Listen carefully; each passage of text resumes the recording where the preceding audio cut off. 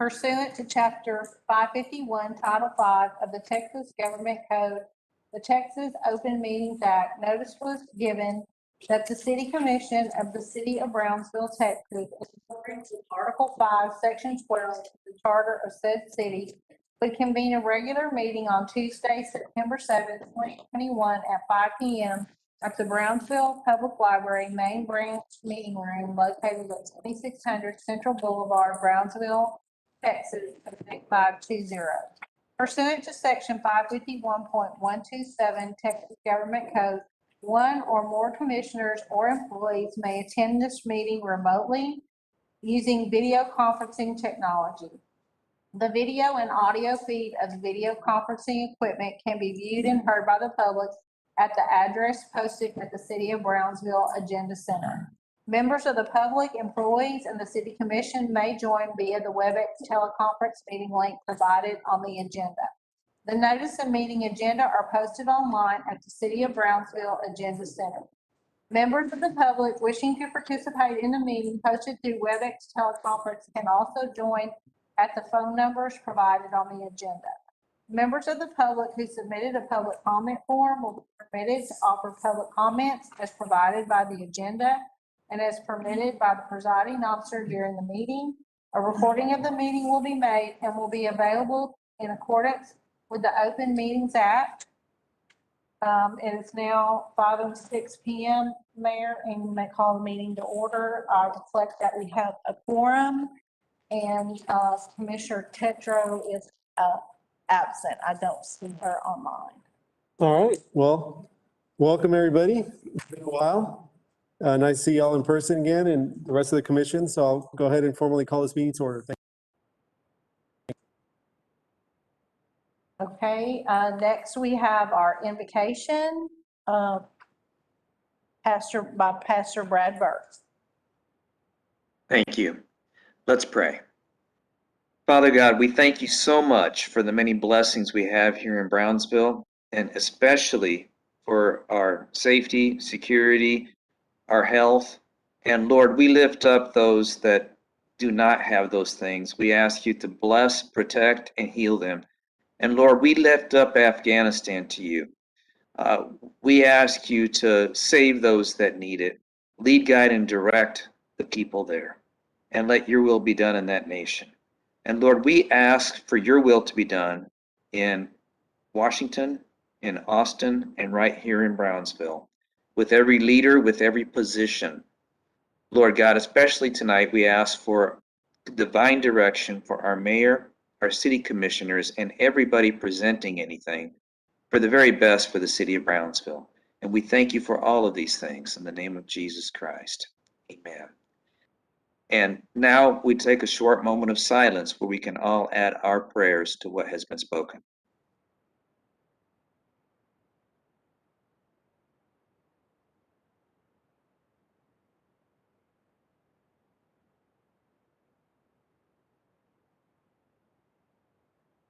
Amen.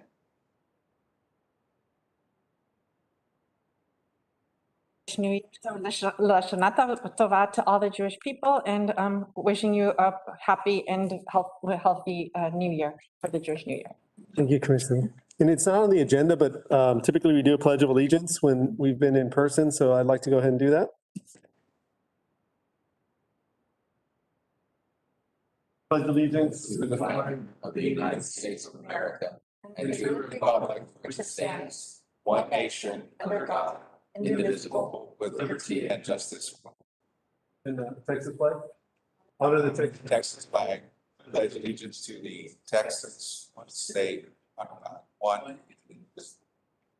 Thank you. We'll be sure we add that for the next one. Our next item is our proclamations.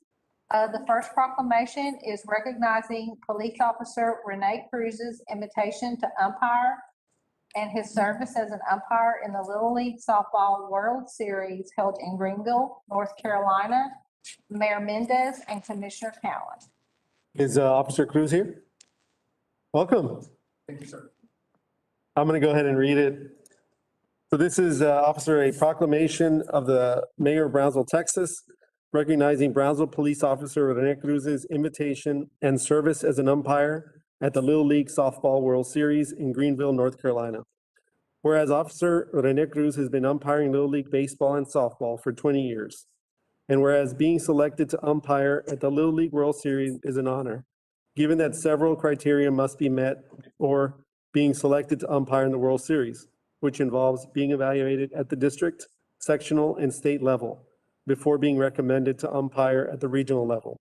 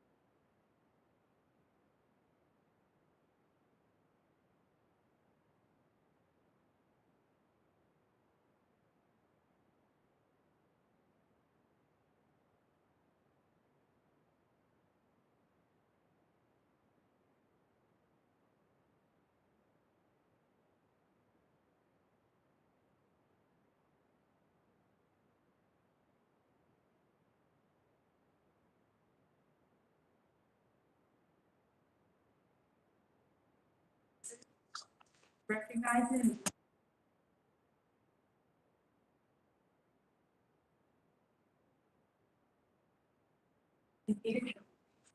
Texas Amateur Athletic Federation in track and field, swimming, beach volleyball, boxing, disc golf, flag football, pickleball, softball, tennis, baseball, soccer, and water polo to qualify for the State Summer Games of Texas of 2021, held from Thursday, July 29th, 2021 to Sunday, August 1st in Corpus Christi, Texas, in which Brownsville athletes qualified to compete at state. And whereas Brownsville athletes John Matthew Abreu, Jorge Arboles, Pedro Cardenas, Alia Castillo, Gilbert Lopez, and Maria Jose Morales competed and placed, bringing home 3 gold medals, 3 silver medals, 3 bronze medals, and a 5th, 6th, and 7th and 8th place ribbon. Whereas Pedro Cardenas, a student at St. Joseph Academy in track and field, won both the 3,200-meter run, 600-meter run, 18 and under, and placed second in the 800-meter run, 18 and under. And whereas Maria Jose Morales, a student at St. Joseph Academy in track and field, won the discus 18 and under. And whereas Gilbert Lopez, a student at Texas Southmost College in swimming, placed second in the 50-meter yard fly, third in the 50-meter yard free, and seventh in the 50-meter yard breast, 18 to 24. And whereas John Matthew Abrego, a student at Hannon High School in track and field, placed second in the 1,600-meter run and third in the 3,200-meter run, 18 and under. And whereas Jorge Alvarez, student at St. Joseph Academy in track and field, placed fifth in the 3,200-meter run and eighth in the 1,600-meter, 16 and under. And whereas Alia Castillo, a student at Hannah High School in track and field, placed sixth in the 400-meter run, 18 and under. And whereas the athletes, coaches, and parents spent countless hours at practices, traveling to and from games, supporting the players, and their diligent work has brought local, regional, and state attention not only to the athletes, but to their high schools, teammates, and community. And their dedication and diligence has influenced their teammates to strive to be better athletes, students, and individuals through their example.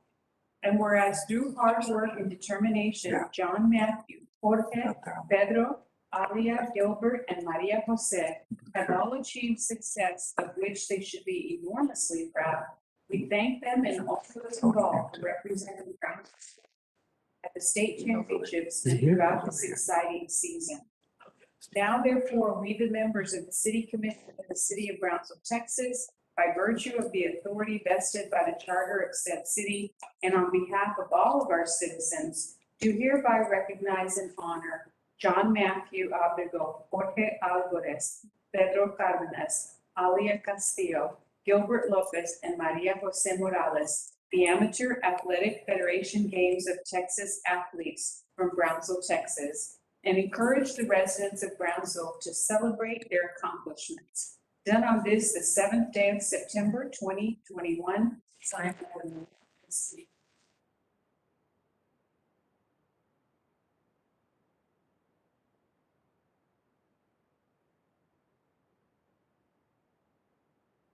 My name is Graciela Salazar, and I'm the Assistant Director for Parks and Recreation for the City of Brownsville. Today, I have with me Ricardo Llano, he's the Brownsville Sports Park Superintendent. We want to present this proclamation because we think it's important to recognize and honor all those athletes who represented Brownsville so well at the state championship for the Texas Amateur Athletic Federation, the Games of Texas.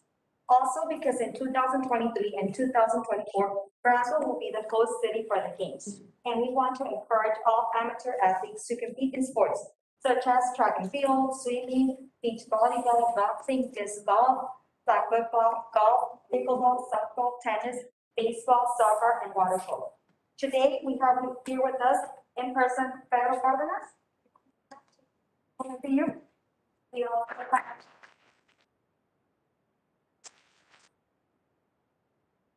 Maria Jose Morales.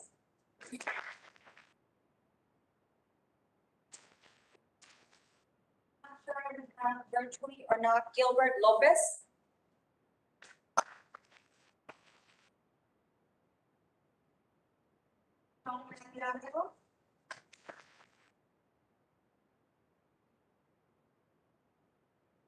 Jorge Alvarez.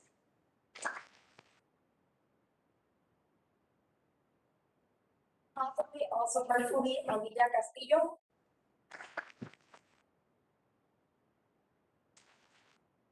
I also want to take this opportunity to present a plaque to Maria Jose Morales and Pedro Cardenas for being selected as the female and male tap athlete, local athlete of the year.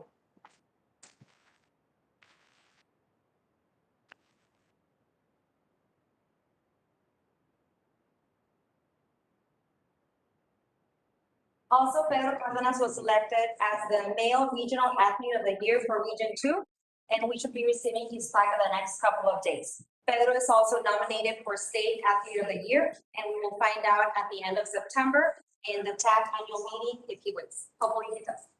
We kindly ask for each of the athletes if they wanted to say a few words. Here we go. Say thank you, please. I'd like to say a few words. Do you want me to go?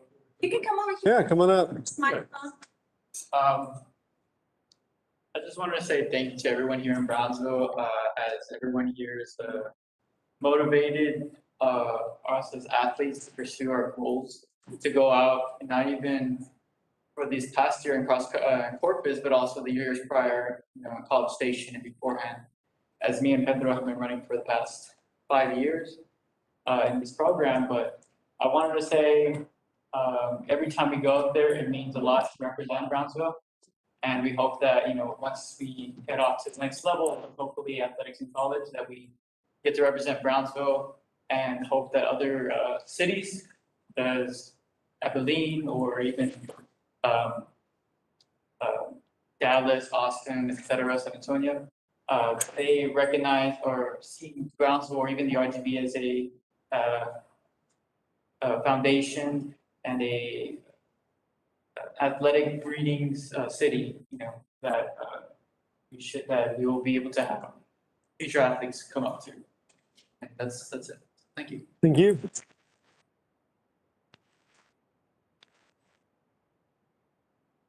I want to thank everyone for coming today. I want to thank Louis Tijerina, Michael John Schlater, and Teddy Lopez for bringing me into track. It was my freshman year when I just started running. And that's when I met John, I think. It was my freshman year in Kansas, Texas. And after that, we started competing every single year, and it's always been on races, back and forth. And I'm very proud that there's multiple St. Joe athletes here today, Coach Cortines as well. And yeah, I think it's important to know that we have a lot of good athletes here in the Valley. Maybe we can compete up there in the northern states, and hopefully it goes well for all of us here. Thank you.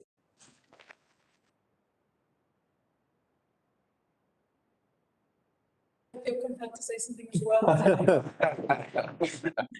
I really want to thank my coach, Ray Cortinas, who really drew me into throwing. I'm the discus winner who drew me into throwing when I was in 10th grade. And while I didn't see a lot of victory that year, it was this year that was just a whirlwind of success, and I'm very grateful for seeing through the whole process. And it was grueling. There was a lot of practices involved, and I want to thank all my teammates that hopefully see this too, because we were very successful together, and I feel like that brought us all up. And winning as a group is always more meaningful than winning as an individual. So I'm very glad that this season was very successful for that too. Thank you. Thank you.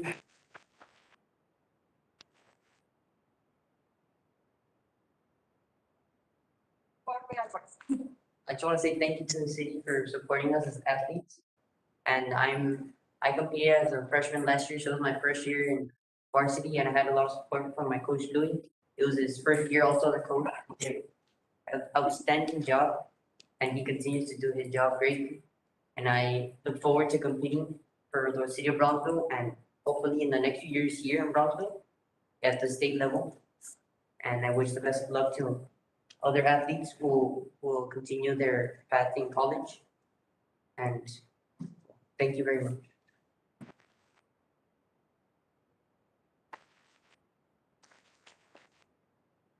Just in case virtually, I'm not sure if we have Gilbert or Aliyah. They're both on. I have no idea what it is. It's a Latino business. Hello, can you hear me? Yes.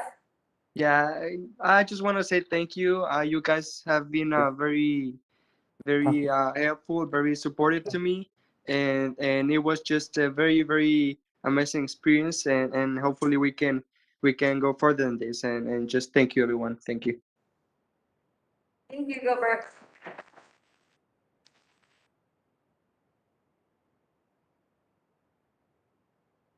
I know Aliyah was on her way to a volleyball game or volleyball practice. Aliyah, do you have something to say?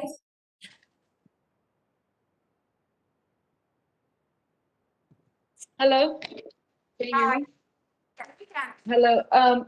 Yes, I just wanted to say thank you, and I can't wait till what next year brings us. Thank you, and good luck on your game.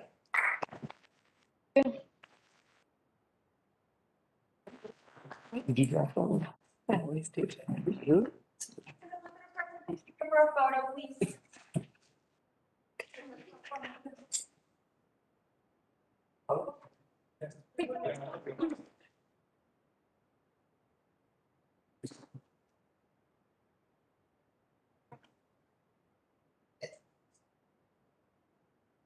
And the parents can come ahead. I know. Want to take a photo? Oh, my wife. Jorge Ofen. ¿De dónde es el muchacho de la camisa de cuadritos? Hannah. Okay. I heard his dad works at PUB. Yeah, David. David. David. I don't see him.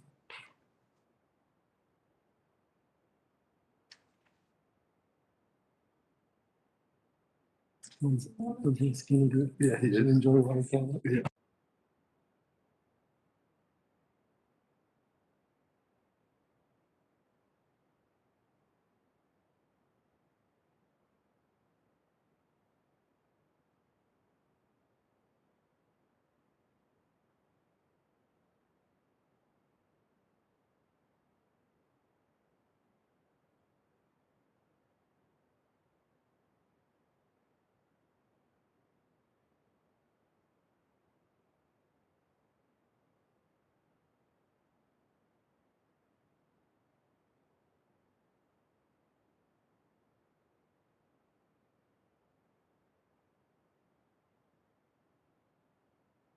And as whereas Brownsville is a city of dreamers and a city of doers, a city of diversity and tolerance, and is a home to a dynamic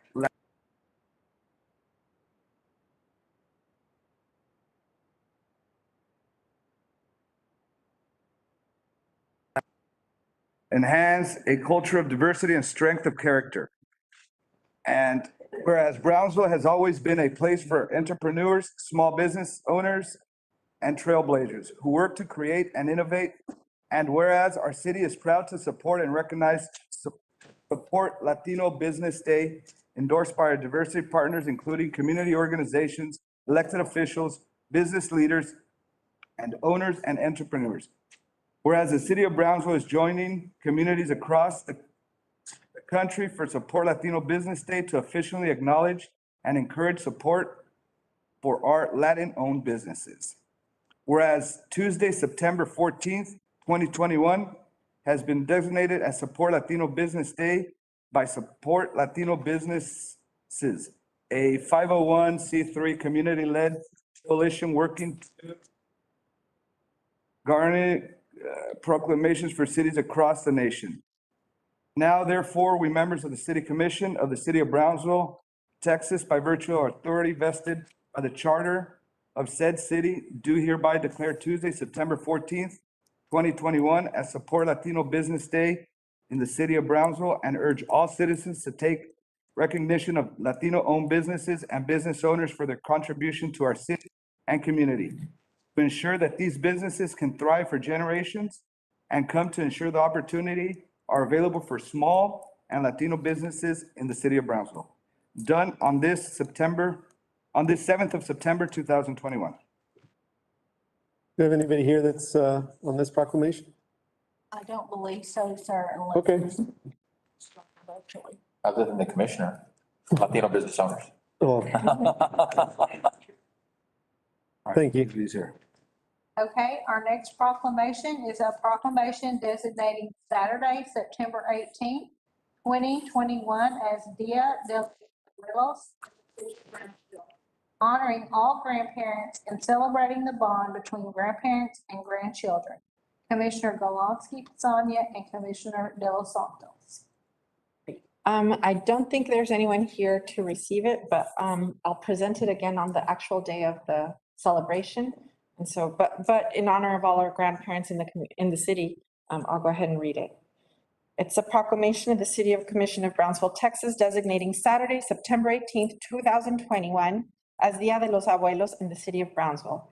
Whereas Grandparents' Day, Dia de los Abuelos, is a holiday celebrated in various countries to honor these mentors who have immeasurably contributed to the strength of our families and who serve their communities in many ways. And whereas every day, families and communities across the world benefit from the often uncelebrated wisdom and devotion of dedicated grandparents, men and women who demonstrate what is possible with hard work, grit, and determination. And whereas millions of grandparents serve as primary caregivers, providing the discipline, guidance, and encouragement needed to thrive, and whereas their spirit of service and warm guidance instills in each of us the values of community and compassion, and inspire all of us to reach for ever greater heights. And whereas grandparents and grandchildren have a special connection that is proven to both make grandparents live longer and make grandchildren more emotionally resilient, hence Dia de los Abuelos or Grandparents' Day is an opportunity to treasure that connection and spend some quality family time together. Now therefore, we the members of the City Commission of the City of Brownsville, Texas, by virtue of the authority vested by the charter of said city, do hereby designate Saturday, September 18th, 2021 as Dia de los Abuelos or Grandparents' Day in the City of Brownsville, and humbly ask all citizens to take the time to honor their own grandparents and those in their community, as well as to celebrate the bond between grandparents and grandchildren. Let us recognize all grandparents' lasting contributions to their families and communities, and let us express our gratitude for all they have made possible. Done on this, the 7th day of September 2021. Thanks, Commissioner. All the grandparents out there, thank you.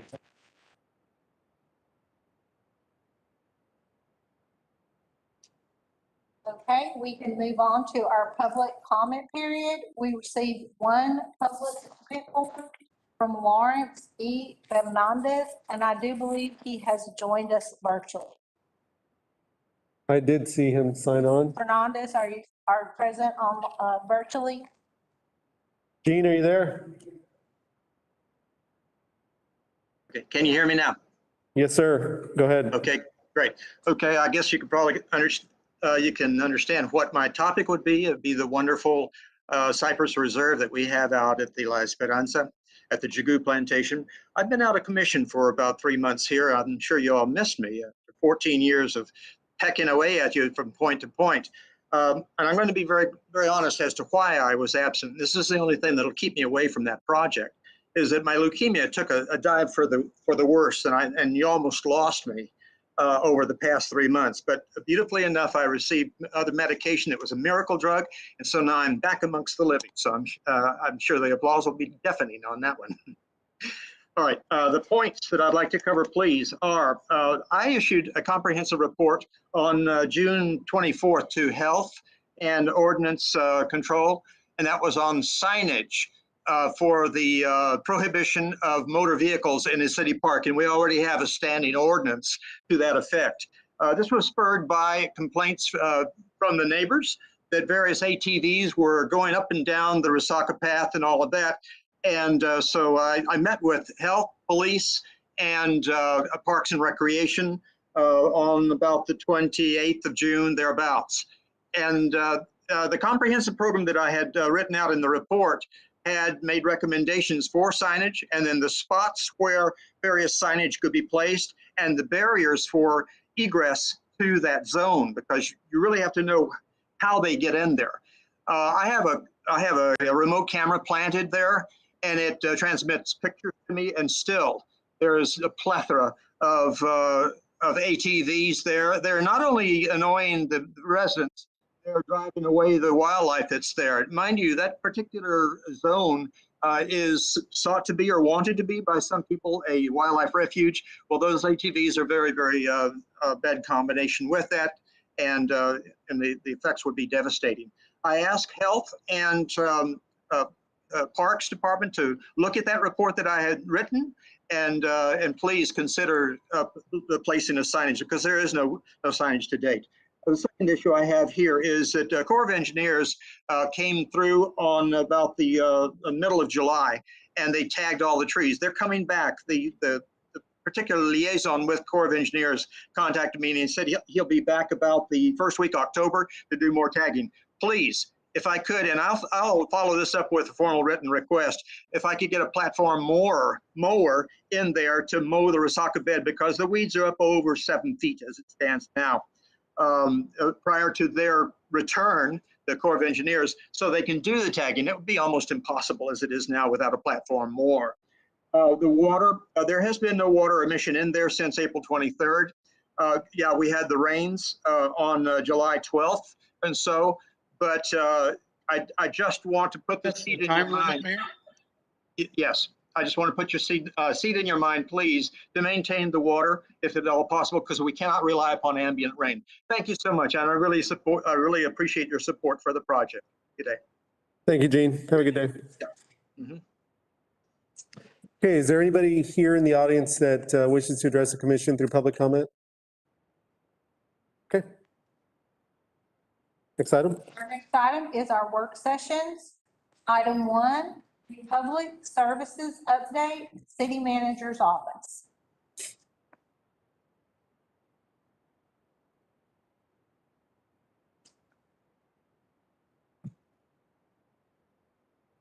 Provide Omar a copy of your PowerPoint for the public.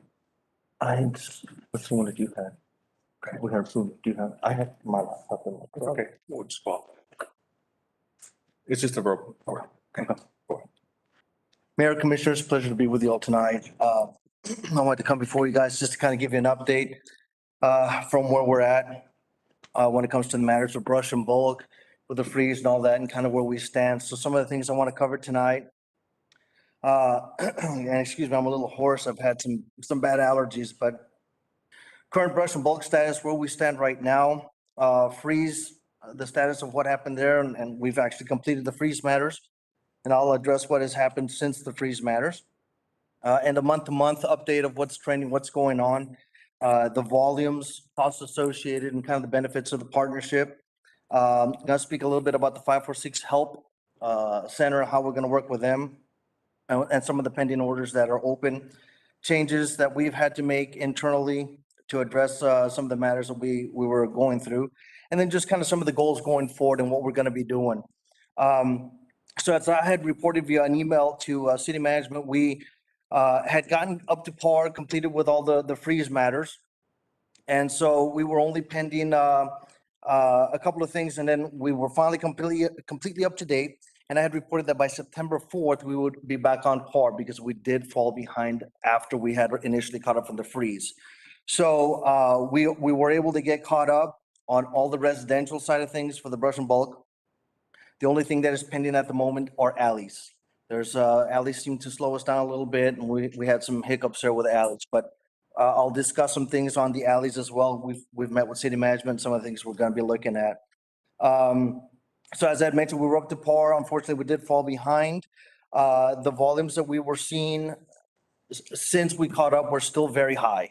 And I had some charts, and maybe we can put them up some way somehow, or I'll just hold it up for y'all to see. Because it kind of, the diagrams and charts actually show a good trend of what's going on and what we can expect. We did unfortunately have 3 total drivers down. That didn't help matters as well. We continue to work up to the 65 hours a week with our brush trucks, and we still have 2 emergency management contractor trucks still in place working. So again, volumes are still high. Something that I had presented or put in my presentation, I'll just kind of hold it up for y'all to see. It's kind of the overall volume, the trend of what's going on. So the next closest year that we can kind of say is a normal year is 2019.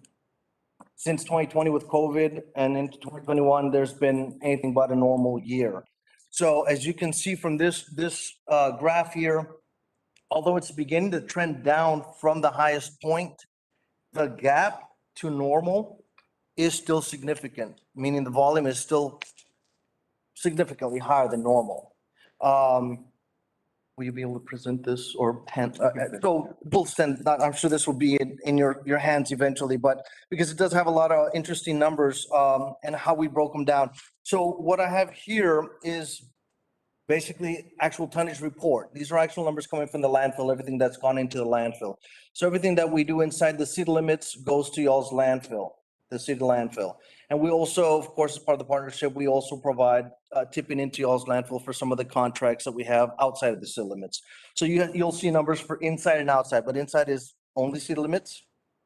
Outside is the additional we pay tipping fees for. So the landfill has done really well over the course of this situation of the freeze, and just, it was not just the freeze, but it was also multiple rain events and storms and things like that that just really didn't help out anything. But again, looking at the trend in 2019, the average over the same time period from then until now, August data is not on here just because it wasn't available to me when I was working on it from the landfill. So we have all the way up through July.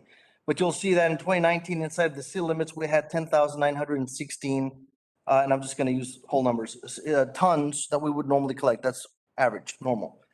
In 2021, we were at 16,734. So significant increase. On the outside, we went from 4,393 tons to 10,427. So overall, we had 27,164 more tons than average. And so when we look at those numbers, it's important to note that the average brush truck is 3.25 tons. And the average truck will pick up 3 loads per day.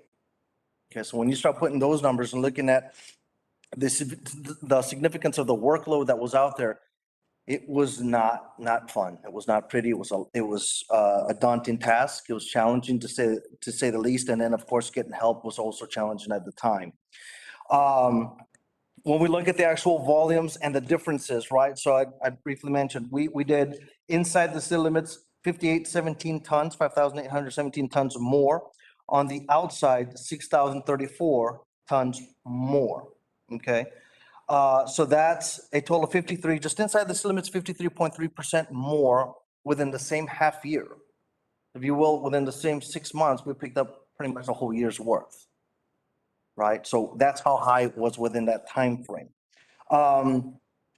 Then the next report that I had was, kind of trying to put a picture to what this volume means and what it equates to, right? So in trying to simplify it, what I did was we put that breakdown down of the averages. So again, the equivalent comparison of these numbers that we're seeing here was 593.56 additional trucks on top of my normal running. So that equates to the average of 3.8 additional drivers every single day at the 65 hours, 6 days a week straight.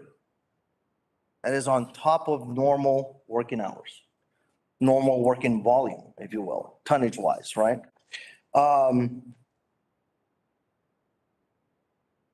So because we look at the partnership that we have with the city, because this was not an emergency declaration by the Fed or the state level for FEMA to come in and kind of look at it.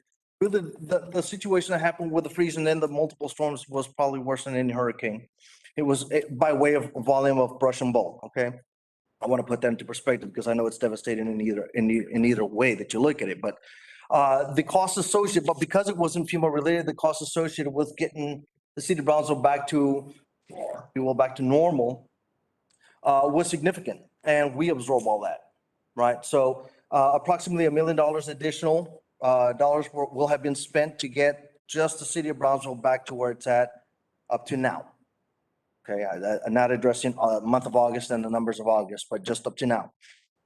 So the city landfill, of course, has benefited from the additional tonnages that we take. We pay the tipping, so it's been good for the city of Brownsville landfill and that. But it's been a tough year, to say the least, a challenging year and a costly one as well. But we face some music, we uphold our contracts, and we do what we have to do to get to where we need to be. Getting that extra help was well, we took it as soon as we could get it, but it was. It's hard to get it. Even now, let's say something were to happen to us now, God forbid, hurricane or whatever, everybody's up in the Louisiana market right now. I mean, they're just inundated with workers for now. So again, we hope nothing else comes to this point because we're in a good place. As I like to say, I think we have found a tunnel and I'm beginning to see the light at the end of it. It's a moment of time. It was rough, but we're there. I'm also addressing some of the matters with the 546 help. So at the moment, a report was given to me. We do have an outstanding amount of work orders open, okay? I think the number was somewhere in the 4,000 range, okay? Myself, along with my operations manager, we're gonna personally get involved. I have a meeting already scheduled with the 546 help folks, and we're gonna start clearing these work orders. Now, these work orders could be missed pickup, brush bulk, it could be new carts, replacement of carts. It's a multiple or an array of different items. For which the majority of those may have already been resolved, if you will. When the call comes into 546 help, that gets queued, it's sent over to our folks. We're supposed to resolve the matter and close it out. Many of these matters have probably been resolved. I'm more than sure they've been resolved. With anything relatively new, yes, there might be some pending, but not 4,000. So basically what I want to do is start working on getting a clean slate again, so that all the calls that are coming in, we can legitimately address them as calls that are necessarily need to get resolved, if you will. So we want to clear up these work orders, work with 546 Help. We also want to work with 546 Help in just looking at the matters of how the process works. Think outside the box. If there's a more efficient way, a better way of communicating, we want to look at that as well.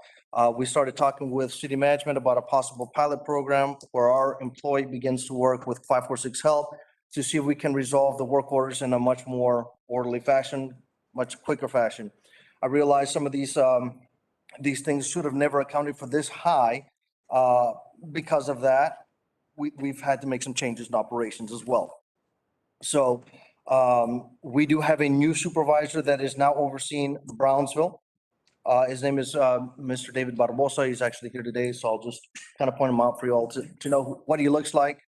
And soon maybe we can put a face to a voice in person or so. But we did have to make some changes. It was just not acceptable to fall behind again after we had caught up. And that was not fun for us or for me to hear. But we deal with what comes. Unfortunately, the accuracy of what was being reported from the field to us and what I was reporting wasn't entirely as accurate as it should have been.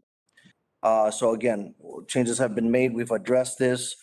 He will be overseeing the responsibilities of the Brownsville residential trash, brush, and bulk collections going forward. There will also be a new clerk. That clerk should be helping with closing all these work orders as well going forward.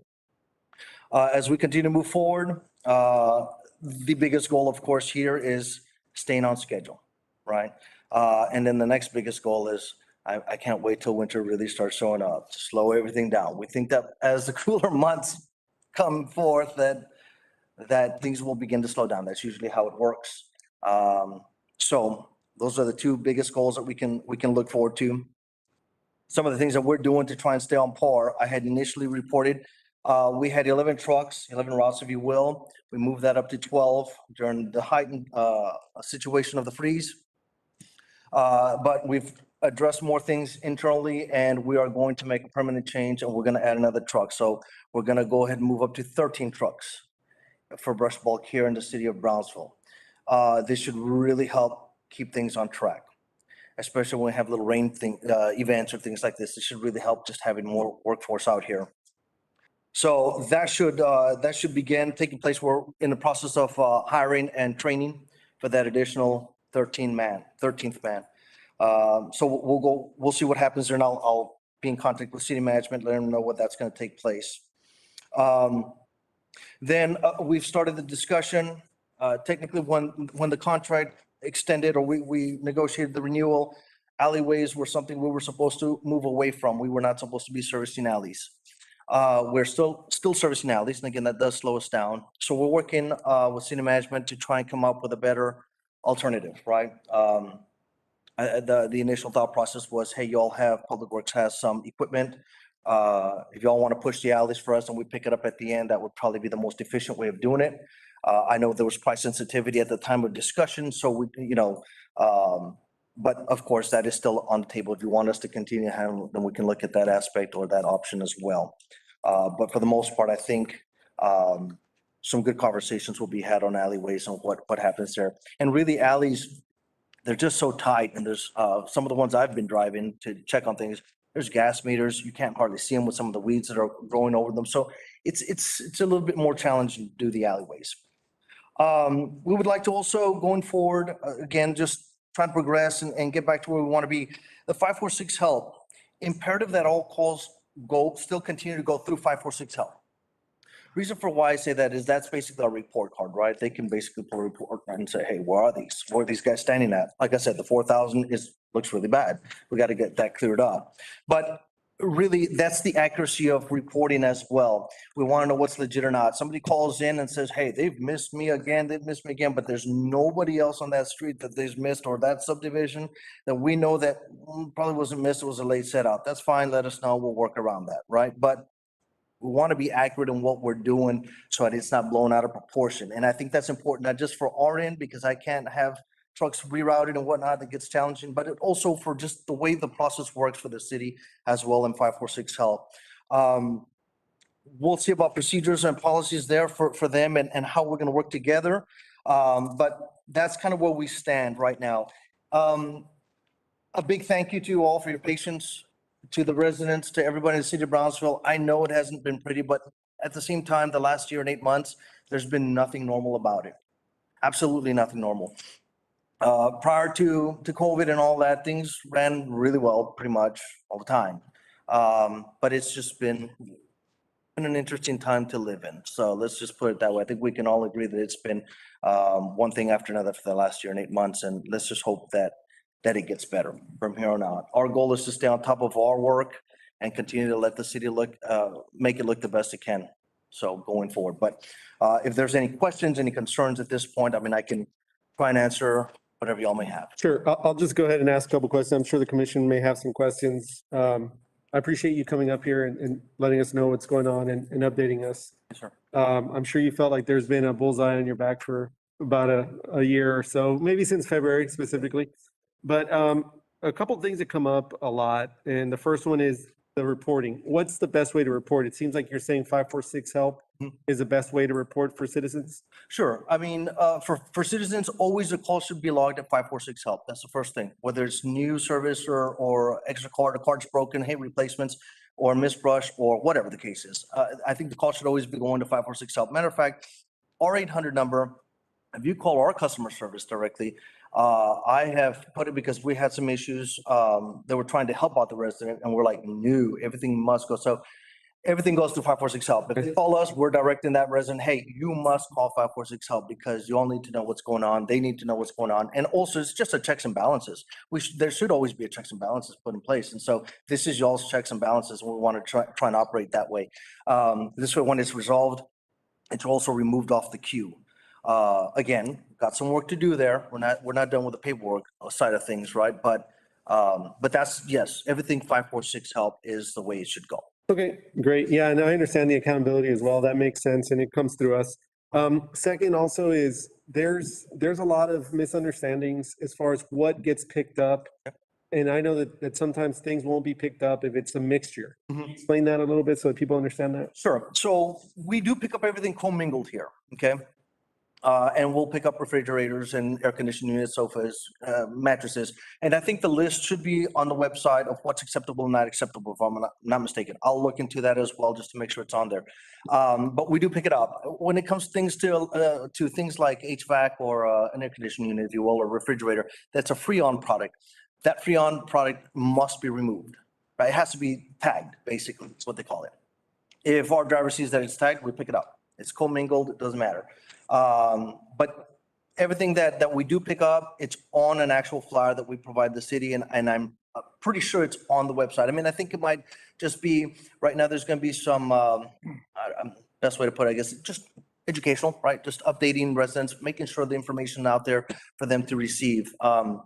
We've always pushed those flyers because what's on there is what we pick up, and what we don't pick up is also on there. So if we show up to a pile and it's got tires or sheetrock, that's a contaminated load. We will not pick that up. They can clean that stuff out, leave the brush and bulk items, and next time we go through, we'll pick it up. Another thing, just to address this as well, because it's important to note this, the accuracy of what we do, it cannot be pinpointed to a certain day or an hour, right? It's just too many variables for what we do. So when we give you the schedule, it's the week of, services week of, whatever it would be, the 5th through the whatever, right? So what that means is we may not necessarily show up on the 5th and not show up on the 6th, but maybe I show up the 7th, 8th, 9th, and 10th, and I get that area done. So, that's why we say it's the week of. So what we always tell the resident or y'all's constituents is make sure it's out the weekend before. You know that's the week, you have the schedule, make sure it's out before. A lot of times what happens is we show up, we start cleaning, somebody sees we're cleaning, and they go and cut. And I may have finished these 2 streets and this guy saw it and puts it out, but I've serviced those 2 rows. The next day I might be over here and I'm not going back till a month later. So that's why we always try and advocate, please, please, please make sure it's out the week or the weekend before, whatever the case. As long as it's there before the week are due, then we're going to pass by and pick it up. Thanks. And if you can get our city manager that information and he can get it back to us so we can kind of share it. Most definitely. Thank you. Any other questions? I know one of the things you'd mentioned to me, and I'm not sure if you shared with the other commissioners yet, but I think it's a good idea that you guys are implementing is the tagging, door tags to let citizens know whenever they're getting passed over for a specific reason. Yes. It helps to better educate. If you give me a second, they were printed our tags.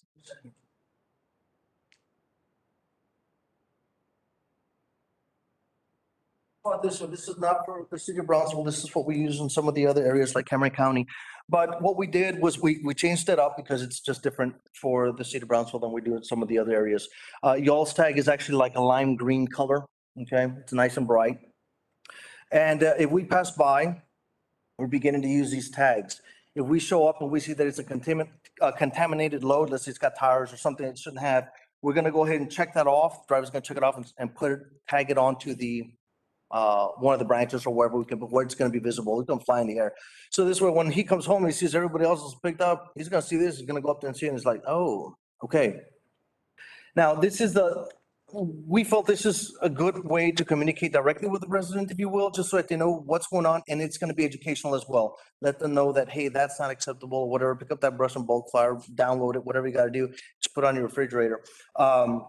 If it's too close to a gas meter, if it's too close to a fence, and we see that often, we'll see a fence that's kind of dilapidated, my guy's not gonna go in there. It is challenging, because it's a hydraulic claw, if you will. And so when my guy moves it, it kind of does swing. So if it's too close to a fence, he hits it, y'all know what happens next from there. It's always some kind of an issue for us. It's a liability. So and other things that happen all the time, and there'll be somebody that goes and parks in front of a brush pile, visiting another house, and we couldn't get to it.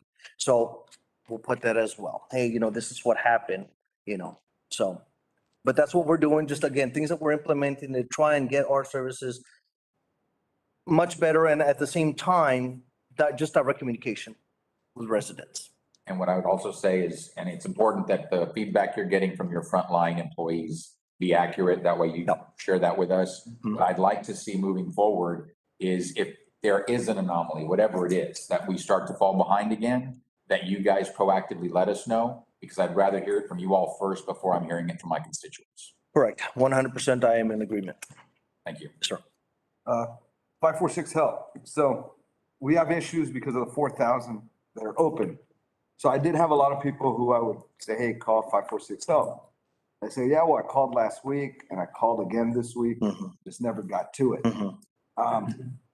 Will that be taken care of once we get rid of basically that queue you have there? That's why changes were also made, accuracy of reporting. Yeah, that should get much better going forward. Again, we're gonna look at all these 4,000 between me and my ops manager and just sit down with the call center. Like I said, the majority of those are probably. I would imagine most. Yeah, because otherwise that call center would be getting bombarded if there were still 4,000 open. So again, it's just a matter of getting on that clean slate, if you will, so that the calls that are coming in are now within the realistic time frame of what needs to be serviced. So yes. On the tags, what are you gonna do when you don't pick up? What is it you do in other places? So let's say somebody did have a tire or there was a vehicle parked in front of it. Are they gonna wait a month, or is there a? Yeah, because it's a contaminated load, yes. I mean, so they can take the time to clean it up, and next time we go through, if it's clean, we pick it up at the. It'll be back till the. Cycle, yeah, because they should not have it out there. And on the alleys, the ones that you all, I believe the city pushed some this morning downtown. I don't know if you were aware of this, and it was not picked up. So what happens there? Did you get a call for that? I'm hearing, I was gonna say about those 4,000 open, I probably heard from about 3,000 of them. Yeah. But yeah, this morning, or I've heard a couple already today about debris being in the alley. Yeah. At the end of the alley. It was pushed to the end, but it was not picked up. Okay. So it's kind of like in the guy's driveway, and he's not very happy about it. No, I haven't told you about it. I just got a text. No, we haven't started. I think we're the ones pushing it. We're still doing that right now. They apparently said that they saw a city tractor. Oh. It might have been a Republican, they just. Yeah, we're the only ones pushing alleys right now. I think it was on Levy somewhere. Yeah. But I'll get you the address so you can just take a look. Okay, let me know on that. And we were gonna get a map of alleys. Are we working on that? We are, he's getting with the driver that does service the alleyways. be able to provide an accurate map of where we service, because a couple of things that were happening also, again, during the height, and I get it, it was just kind of crazy. But we were getting calls that, hey, you know what, they picked up the front, but they didn't pick up the back. And we're like, well, it's either one or the other. You can't double dip it. Either we're servicing the front or we're servicing alleys. And it just all depends. Again, we're working on those maps. Those maps should have been done some time back and they just were not. And so we're addressing that. And one more thing, can you give me a map where it's divided? Because I understand that most of my district is certain week, but it splits sometimes and I just want to be able to get Send it out. We've sent that out before. Yes. We have a 4-district map of brush. Yes. check it out. I'd also like to say thank you. I mean, when I do call you, there is a lot of things you've taken care of. I think that's important Yes, to be said as well. And I hope everything moves forward a lot better than it has. it will. I assure you guys, it will. It's like I said, it was just challenging for everyone. I don't care how big of a company you are, with what volumes you're seeing, everybody across the state was in the same boat. And it just, Thing is, normal might be different now. yeah, oh, most definitely. Never had, I mean, we're talking about this, Roy, right? Yeah. Never had snow in the past and now we Right. had it. And then, so there's things that we got to prepare for. Sure. Again, I think adding those trucks is gonna help significantly. Adding the extra 2 drivers in there from 11 to 13 is gonna, Yeah, well, you're basically up 8% or give or take. yeah. Plus, we also realize we gotta keep up with the growth of Brownsville because Brownsville's growing quite a bit. So, so we realize what's coming. But yes, the goal is move forward a lot more smoothly and we're gonna finalize everything else on the reports. So when we email the commission tomorrow tonight with a flyer, with the PowerPoint, we'll send out a game plan. I think I've heard that with Commissioner Galansky. We worked on a short-term, mid-term, long-term game plan. We've met with Republic and all that he said. I think the only thing that I would add is that 5 for 6 help is still needing to get improved upon. There's staffing issues, there's software issues. So there's our own end of the bargain that we need to hold up. I think where we both need to also be more focused on and committed on, and this is part of the long-term plan because it won't happen overnight. You're basically talking about a change of behavior or a culture change, so to speak, but it's the education. The education you can't do enough of. Getting the community on what the proper guidelines are. I mean, we have to continually do that. It's so crucial. They have their end, we have our end. But we've begun to for 6 help. It was in queue. It's like clockwork. We had to do facility stuff, fleet, and then we're going to get into the 5 for 6 help call center. But it's just a matter of us, first of all, collaborating, having that accountability in place, because if in the past we ourselves weren't following up with closeouts, those 4,000 work orders have been there for how long and they were never told about it. So that falls on us, right? So it goes both ways. And I think that's where I would mention that when you see the game plan that we've outlined, we met on that, it's mutual and we're mutually invested on this. And we'll figure it out. On the alleys, we're going to dedicate a crew from Public Works and Engineering. The issue with that is that in the prior contracts, Republic organically over time began to do alley cleanup through their own means. And our ordinance structure says that the community is responsible for alley maintenance. So they began to do a service that the community members are responsible for based on ordinance. So unless we're willing to change the ordinance structure, then they should be doing that. And now we're going to start doing that, but that's another education piece. We're going to have a crew that coordinates proactively with Republic. They're going to send us the map of where do they have those more tighter areas where the community cannot use their lots or the right of way that they are resorting to alleys. We know where those areas are, but we need to map it out. I think another thing is we can't even map out our current hotspots. It's hard to do educational campaigns when we're blind with data. We have a fancy spreadsheet, but it's not very helpful. And then the other thing is vacant lots. Dumping, contractually, they're not obligated to pay that. And when there's one dumping pile that begins, it just becomes it becomes a bigger issue. We always maintain 3 10 cubic yard trucks to support the vacant lot issue. So we've had to adjust to that. I think the question is, it's a matter of service level needs at the end of the day. Causes, needs, and then we need to adjust what falls on the city, what falls on Republic, and what falls on the resident. And because at some point you can throw a lot of resources at this issue, but we're trying to throw the right, put the money in the right area so that we have the most effectiveness we can. So, yeah. Also, if I may, as Republic continues to progress and get better in technology and, if things come up that I feel are gonna be beneficial to share with the city, we're gonna do that as well, whether it's GPS mapping, whether it's whatever. So there's gonna be some things that we're working on that as they pop up, I may come to you guys and say, hey, you know what, this is something that we might do going forward. What do y'all think? And just kind of, again, work together on how do we get better? That's basically it, so. One more thing I'll ask, upkeep and servicing of vehicles, because I have heard complaints before about leaky vehicles, hydraulic fluid in city streets. What do you all do about that, and what's the routine maintenance schedule for your fleet life? So they're constantly being maintained, time. They're always in, every night they come in, they get repaired and go back out. I did receive one just recently and it was a bad one. I saw it leaking, basically fluid from the box, if you will. So it was a seal that was broken. That's been removed from service until it gets repaired. Once we see something like that, now again, if I don't know about it, we don't know, can't fix it, but, report that to 546 help, or if you all know something, you all have my number, you can always reach out to me. But yeah, we address those immediately, shut that truck down, get it in, especially if it's an oil leak or something crazy, then yes. But most of the time, if it's leachate or anything like that, just juices, there will be no container that is 100% leak proof, right? But I mean, if it's pouring out of it, then yes, that's something we have to remedy. So yeah, we address those immediately as soon as we are notified. We also are responsible if there's like a hydraulic spill or something like that. We go out there, we clean it up and provide the cleanup for that wherever it happens. Thank you. Sure. Okay, my turn now. So for example, I'm in sector 4, which is the last week of the month, and I know that y'all just passed last week through my house. What happens if you didn't get service for the month of August and so you come at the beginning of September? Will there be another turn in September, or do we wait, will we get 2 turns then in September? So what happens is because we had fallen behind again, once we get there, we just pick it all up. We just service all of it at that point. So if they put out for that and the next, so in other words, when their time comes, if they were missed, we just pick up everything that they have there to catch up, basically, make them whole. But then, so will people who only got, say, 11 months of service, will they get the 12th month within the year, calendar year, if you will? I don't know. I'd have to check on how we would reroute that.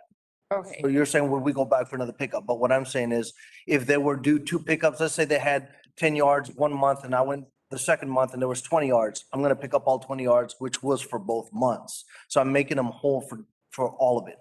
Make sense? Yes. Yeah, so I'm not limiting my pickup at that point because we missed them.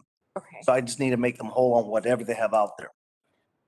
That, if you will, that would be much more of a simplified process than trying to reroute a truck to go pick up 10. Well, that's what I would do for last month and then go back and pick it up. It makes no sense. I'm there, just get it all while we're there. Okay. That's how we normally resolve those matters. Then you said that you were trying to move away from alleys, but at least in my district, there's a few people, there's some residential areas where they live in an alley. How will you reach out to those clients as to how their service might change? So for those, I think what we're gonna have to do, and there's gonna be a couple of areas, and there's not a one size fits all for everybody, right? So some of these matters, we're gonna have to get with our supervisor, ops manager, and kind of go look at those areas and see what's gonna be the best way to continue to service those folks as we go on. The reason why I say that is when the alleyways first got started, it was for people who didn't have anywhere to put it in front and didn't have anything in the back either, right? So where do they put it? So that's kind of how that worked out. And then there's some folks that there's a little vacant lot next to them, and then they call us, well, I've been putting it there for years. Again, the rule of thumb is we don't pick up vacant lots, right? But if we coordinate something with them and we start making it work, then it's working. However, if a new driver comes in, the rule of thumb is we don't pick up on vacant lots. So that particular individual now is gonna be missed because it's not something that's in a system. We've made contact with them. This guy knows him. The driver's usually the same driver, but there are changes that take effect. So with that being said, I don't think it's a one size fits all. It's a one size fits the majority, but there are going to be some special one-offs and things like this that we need to look at and just kind of address them as by driving into your area and basically address them on a one-off. Because I get often complaints that they don't get serviced every week, and it might be, you probably have a large territory, but I do have a street that's off of Roosevelt and the address is Roosevelt, but it's really pretty much like a paved alley. People live, and there's a lot of houses. So they get inconsistent service. Or for example, there's off of Camellia. There's some houses that don't have an easement to southmost, but every so often, I guess the truck remembers to go in and it's like they're not off of the street. Okay. So how do we make it easier for those customers to make sure that they get the consistent service that they're paying for? So again, I think, and if you will, I think the best thing is gonna be just to drive that area, right? And to just kind of assess it. Yeah, there's gonna be some people that will still get service in alleys. So if the city's pushing out, obviously they'll be pushing out the alley, we'll be picking it up. But when we originally started, well, some people don't have a front yard, they'll fence it right at the sidewalk, right? So we went and picked it up in the alley, they were complaining and everything. Eventually, a lot of the alleys pretty shut, you couldn't get trucks on the tractor over there. But there will be people with alleys that'll still get service.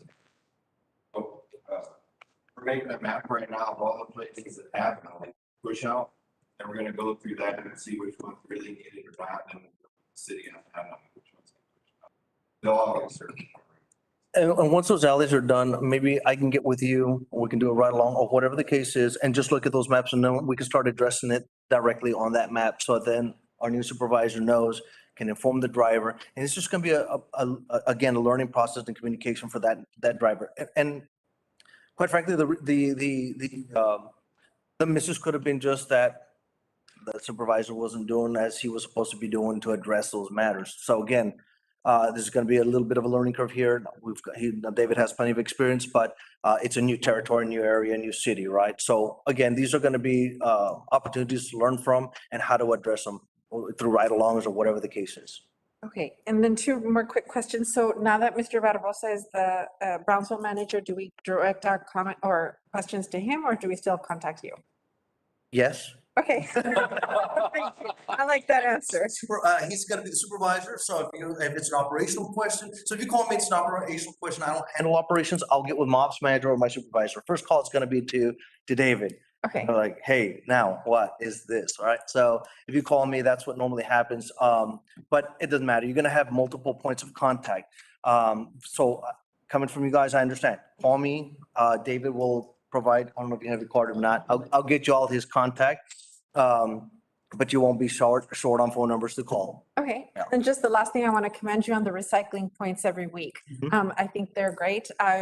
Like, if there's anything that we can do to help you increase the use of those points, then I think all I can do is promote on Facebook, but the more we spread the word more quickly, then the more people will take advantage of those. Yeah, no, glad to help with that. We've been running that since, I believe, May, when we got started with the Foresight recycling. So we just continue to do that. See if your residents continue to participate. Thanks. I have a quick question. On the work order process, when you complete a work order, does the person that filed the work order get notified via email or text saying, hey, was this completed to your satisfaction? Or is there a feedback process in that? I guess my point is, what's stopping you from just closing out all the 4,000 work orders and say at the next meeting? Right. We're good to go. So a work order is always created, sent to us. We're supposed to close it once it's done. I believe, Well, we close it on our end because it's our system. Sure. So we need to close it technically. But we inform them that it's been done, but just saying who's following up with that, hey, it's been done. Because that's an enormous amount of work. Right. Go out and do that. So I just don't know, like going forward, you know, say you say it's been done and someone calls back and files a new one. And then you complete that one, but you say, well, I completed this on time, but you really didn't because it was related to another work order. You know, it's just like. Sure. The checks and balances of the actual service being provided. Right. What happens when it closes is it does, if the citizen provided an email address, it will be sent to them. Okay. So notifying them it was complete. And there's an opportunity for them to say, hey. There's for compliments or complaints, there is a way to submit a request for that as well. What about the system, Roxana, the software? Well, the software, we're looking into getting a new one, obviously. Roxanne, So that we so that we can better map the illegal domains, so we can better do the customer side, you know, as far as the QA side from the customer's point of view. Currently, it doesn't have that. So that's what we're planning to propose in the next upcoming meeting. Right. Thank you. And that's part of the pilot program. We're trying to close the loop, literally have a Republic paid staff, not city, sit at the call center, really examine that system, do a fish, what is it called? The fishbone diagram and really map it out, map out the process, what is value added, what's not value added, where are we missing each other, what's the root cause? Because functionality is one thing on the software, but there's still the people side, there's still the process that we need to figure out, because the software is not going to do everything. So we need to make it work for what we need it to do, and then we kind of work backward from there. On work orders like that, if they get closed out and it turns out there's something that was still pending, does that same work order get reopened or does a new work order get issued? Same order, it's reopened. It tracks every entry that's made by whoever. So there's no way of getting away from it, to tell you the truth. But what we also can't do currently is we can't do, key performance indicators, right? So we can't really determine if, we don't have standards, so to speak. So we can't determine if the standard was 48-hour response time or 72-hour close out of the work order, whether it was done or not. We cannot assign a percentage of completion based on that KPI or based on that standard. And one, we haven't adopted standards, and two, even if we had standards, the system wouldn't allow us to run those analytics. So I think that's where we're kind of shorthanded with the software that's not designed to do what the call center is. It's more of an information line only with a very limited software on the back end. The new software will be more robust though and have all of those features. There's one called See, Click, Fix. So on the agenda for tonight, we had an asset management software. There's a company called Cartograph. They basically, they're the like the broker for software products. We were going to bring the asset management software. What we're going to do now is we had that budget before. We're supplementing that purchase because it's more cost effective for us to buy it now. So along with the asset management tool, we'll buy the 311 system. So 311 is the typical system that cities use. We cannot have that. We had, again, just an info line. It's just, that's it. And the software kind of matched that. So in certain respects, we're shorthanded. And now with 311, it's a worthwhile investment so that we can have it do what we're talking about today. All right, well, thanks for your time. Appreciate you coming by. Commissioners, thank you so much. Appreciate it. Y'all stay safe. Thank you, Omar. Thank you. Can you send me that PowerPoint? I sent it over the final one. Yes, I'll send that. Second, item 2, fire code update, Brownsville Fire Department. Welcome, Chief. Thank you. Thank you all for being here and grateful to be presenting in front of you again. So this is a great opportunity. And this is just an update for the fire code and the future adoption here, which will be coming back for the actual ordinance updates. But this is just to present what we have, what we developed and our findings for the fire code. If you can go to the next slide. So our presentation outline is really just a brief history where we're at right now, a reason for adoption, and then some of the key changes, and then we'll be able to answer any questions. It's very simple because a lot of the work was done during the Unified Development Code, and a lot of the fire code really matches the International Building Code, which was already adopted on some of the main chapters. So right now we do have our 2012 International Fire Code that's been adopted, and that was adopted back in 2013. And since then, it was kind of just adopted as a holistic approach. It was adopted, all the amendments were adopted, and there was a lot of conflicting language with other codes and ordinances within the city of Brownsville, which created confusion. So in our overall goal of creating adopting the 2018 and kind of looking into this was, how can we assist with economic development, aligning all of our services here, and still not reduce the safety of the citizens and the occupants here in Brownsville. So you can go next slide. So like I said, we're going from the 2012 to the 2018 edition. That'll align us with the 2018 building code, which share a lot of the same language and same chapters. So there wouldn't be many changes to that. We will also, by adopting, we'll be enhancing our ISO ratings. Right now, we're currently going through the process. It may not affect us right now, but in the future, we have the opportunity now to have that updated codes. And then, like I said, better serve the citizens of Brownsville, streamline some of the regulatory processes. That's being done because it's a lot of the language cleanup that held up the processes. Now, if we have the same language, if we have the same adoption, some of the key changes in there are aligned with the other codes and what's already been adopted, it should alleviate a lot of the confusion and really cause us to build the process, inspections and approvals a lot faster. Some of the key changes on the 2018 fire codes, there's some changes on there that we're gonna ask for amendments, a few amendments that's gonna assist us here in Brownsville. But there's also key changes that's already built into the language that I want to share with you. One of them, for example, we had a big challenge with daycares in the past. Daycare facilities, daycare centers had in the old fire code, the 2012, there was once they have reached a license of 30 kids in their daycare, it triggered for a fire alarm system. It's expensive and it's challenging, especially if you only have 30 kids in that daycare. Well, this new code bumps those numbers up to 50. So there are some great benefits. I think, when they developed these initial fire codes and built this language, they really kind of took into both sides, not just just trying to fill in some of the blanks here. But there were a lot of complaints on that one. As far as sprinkler system, some of the language has already been built in under the building code system. And, where we've increased, for example, the downtown area, we went from a business of 49 before it triggered some of the requirements to 99 as an assembly. I'm happy to report the benefits of this. Just this weekend, on Sunday alone, we had 2 major facilities saved for sprinkler systems this weekend. One was a warehouse, it was a paint booth that caught on fire, that was closed. And the sprinkler system extinguished it and activated the fire alarm, so that was a great benefit. And another apartment complex just right outside our city limits was saved by a sprinkler system, both on the same day. So there are tremendous benefits to adopting this. Some of the other key changes that we're going to be looking for in the amendments is going to be, these are the amendments that we're going to be asking for. One is really focusing on solid fuel cooking systems and appliances. Right now, there's nothing in the code that really identifies a solid fuel cooking. Brownsville, we have a lot of places that open up barbecue restaurants and solid fuel, charcoal, mesquite wood, and different type of wood. In food trucks as well. Right now, even when we're to add this, we already noticed that we already have 100% compliance. People are doing this anyways. It's more of a language cleanup. And really, it'll help us on keeping these occupants safe. So it's really identifying the location of these cooking appliances, making sure there's proper exits, not being blocked by these, where their location of the cooking, and their exhaust, that they properly are exhausted above the roof line of these units, either food trucks or a permanent unit.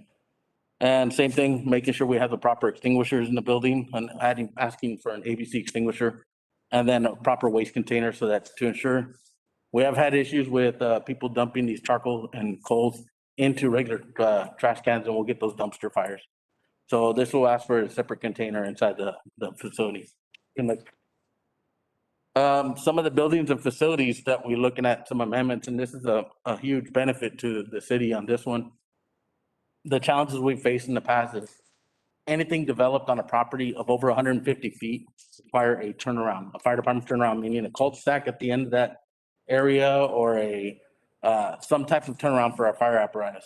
So that was a challenge. And then the other challenge was we'd have to have access to any facility 150 feet within that area to be able to access any point in that building before requiring a sprinkler system or having that access road there. So what we've determined is this exception and this amendment will help us increase that amount to 200 feet. So it'll give us some more room and space for developers actually to develop on that property. And I'll give you an example of some of the challenges we faced in the past, where a developer wanted to put 5 apartment units on one property, but because it was over the 150, they would have to actually delete a whole building just to have a turnaround. This will give us the ability to, give us an opportunity here to identify and give the fire marshal a little more leeway to work with them to possibly have that extra building. So we'll have that extra building on that road, plus we may be able to build wider. And we've identified that by just adding an extra hose on our truck. It was simple as that, and looking for those opportunities. And then developing this, we worked with, many people. It wasn't just from our office having this discussion. We worked with planning department and zoning and fire engineers from a nonprofit called IBTS, Institute for Building and Technology and Safety. We worked with them very well, and some of the fire engineers to help clean up the language, look for these opportunities, which has been very beneficial in trying to find these opportunities. Same thing here is, like I said, fire department access roads. There's one appendix that we have to adopt each appendix separately in the code. So I believe there's about 8 appendices at the end.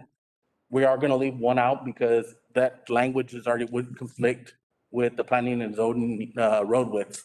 So since it's already, the language is already covered under the planning and zoning, we wouldn't have to adopt that one appendix.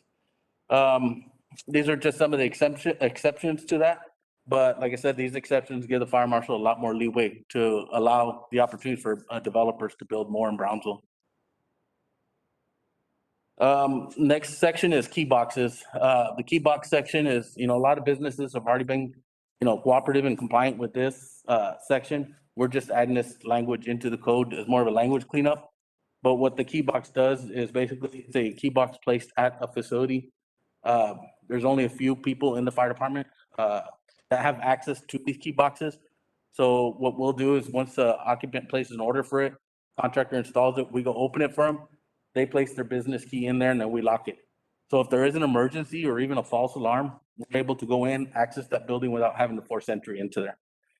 It'll give us access. Another example is if we need to inspect that sprinkler system or that, where the room is, the fire riser room, and we're unable to get a hold of some of the owners, maybe they're out of town, and buildings can fall non-compliant. This will give us the ability to access that room without having to have them come in from wherever they're at. Complexes use them for some of the gate accesses, and there's only a few people that are, and it's highly regulated within the fire department on who has these keys and who can access these buildings. The other part is kind of mixed in there is the fire department connections. Fire department connections on the buildings. Of course, this is going to give us some language to where we're going to require it to be remote. Of course, there's certain buildings that just can't be, for example, downtown. We can't have it remote down the road or anything. But anything over 2 stories, we're going to ask for this fire department connection to be remotely located to make sure that when we hook up into the building to pressurize a sprinkler system or to pressurize a standpipe system, that we're not in a collapse zone. So if that fire were to progress, our firefighters can still operate safely without being connected to the building from a safe distance. And this is something that's really been pushed for a long time. Contractors have been very receptive to it in the past. If you notice, a lot of buildings in Brownsville already have this. This is more just a language cleanup. So next, and I believe that's just the key changes. A lot of the language already exists in there and it's already been adopted under the UDC. Any questions? Any questions from the commission? All right, well, thank you. Sounds good. Thank you. Next meeting, we have the first public hearing. Yes. On the ordinance change. Okay. We'll be ready. Thank you. Thank you. Thank you.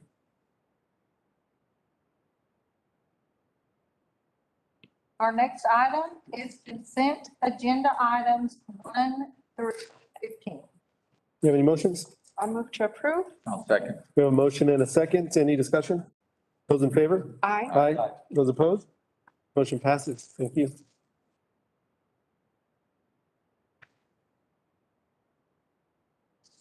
Our next item is public hearings. Item number 1, public hearing and action to authorize the City of Brownsville Police Department to apply for the fiscal year 2021 Edward Byrne Memorial Justice Grant JAG Program Application A-346012 in the amount of $81,298, Brownsville Police Department. Slide. Mayor, City Commission, Commander James Pascal.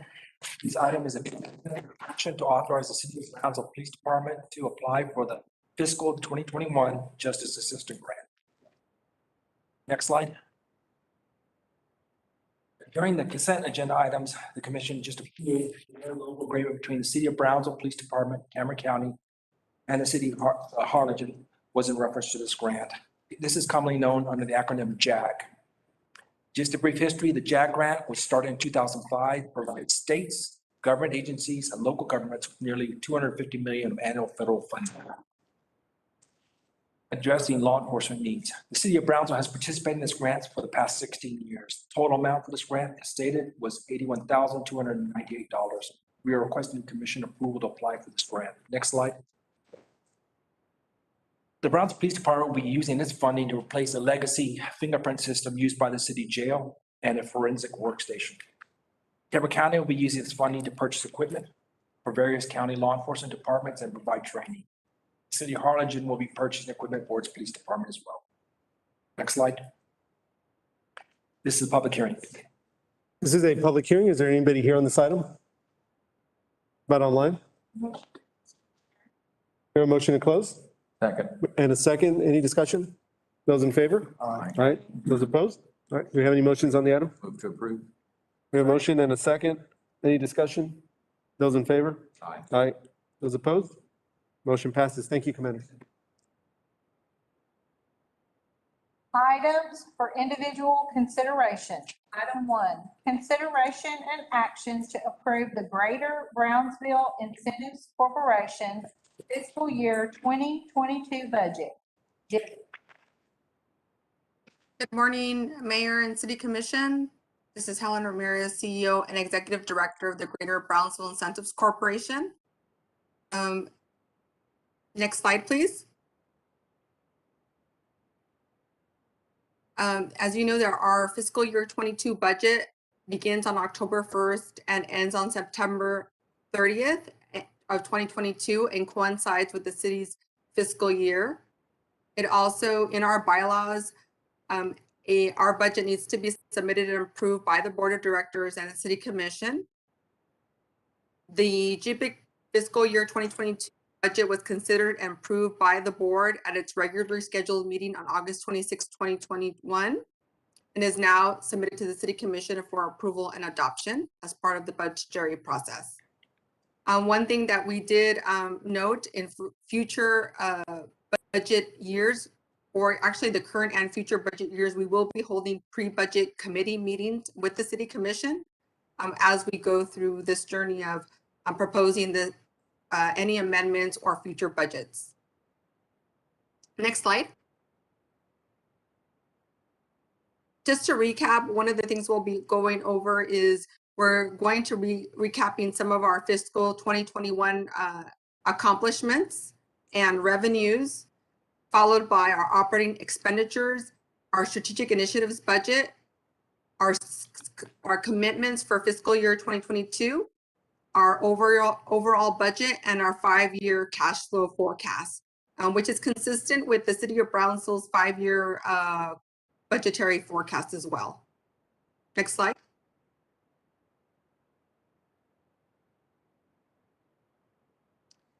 Just to recap, and many of these events you have all participated in one fashion or another.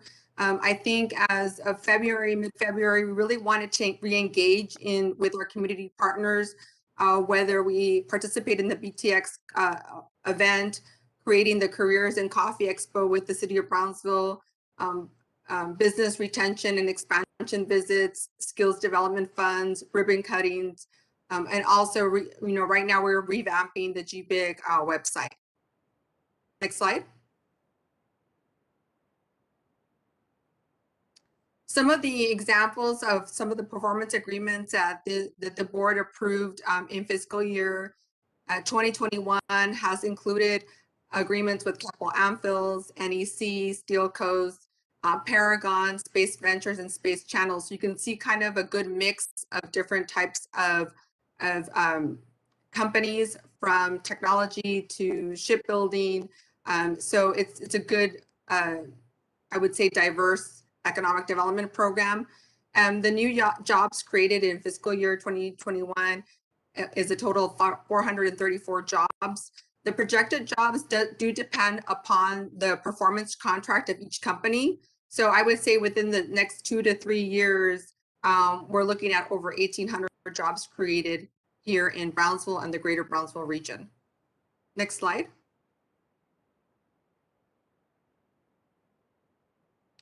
We did have one-time revenues. It mostly had to do with our North Brownsville Industrial Park, the sale of one property that was approved by both the board and the City Commission.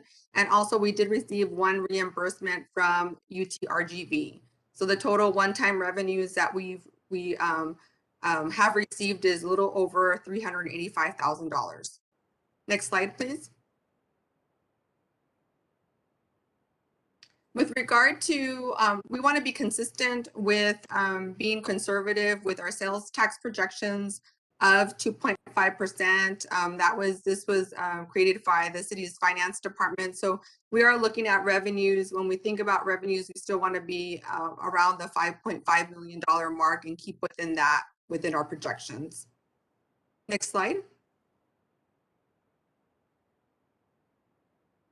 And just going to, this is mostly a summary of the operating expenditures. One thing we did note if the GPIC in February 16th of this year did enter into a 2-year contract for city administration services agreement, which included 3 personnel, also IT, legal services, communications and marketing to a smaller extent, but really just trying to leverage the city's resources, limit but leverage the city's resources and personnel services in what we do. So you do see a decrease in GPIC direct personnel services and benefits. All the employees that are currently in GPIC, of course, are still accounted for and remain in this personnel services line item. We will be requesting 1 additional employee to do international business relations, and I'll go in that in the next slide. But as you can see, the services agreements picked up here, some project-related services that have to do with, as we develop the North Brownsville Industrial Park, we're needing appraisal surveys, anything reports or studies environmental that is needed as we develop through the North Brownsville Industrial Park or any of the other industrial parks, is to give us the bandwidth to be able to perform and to develop those different parks that we have.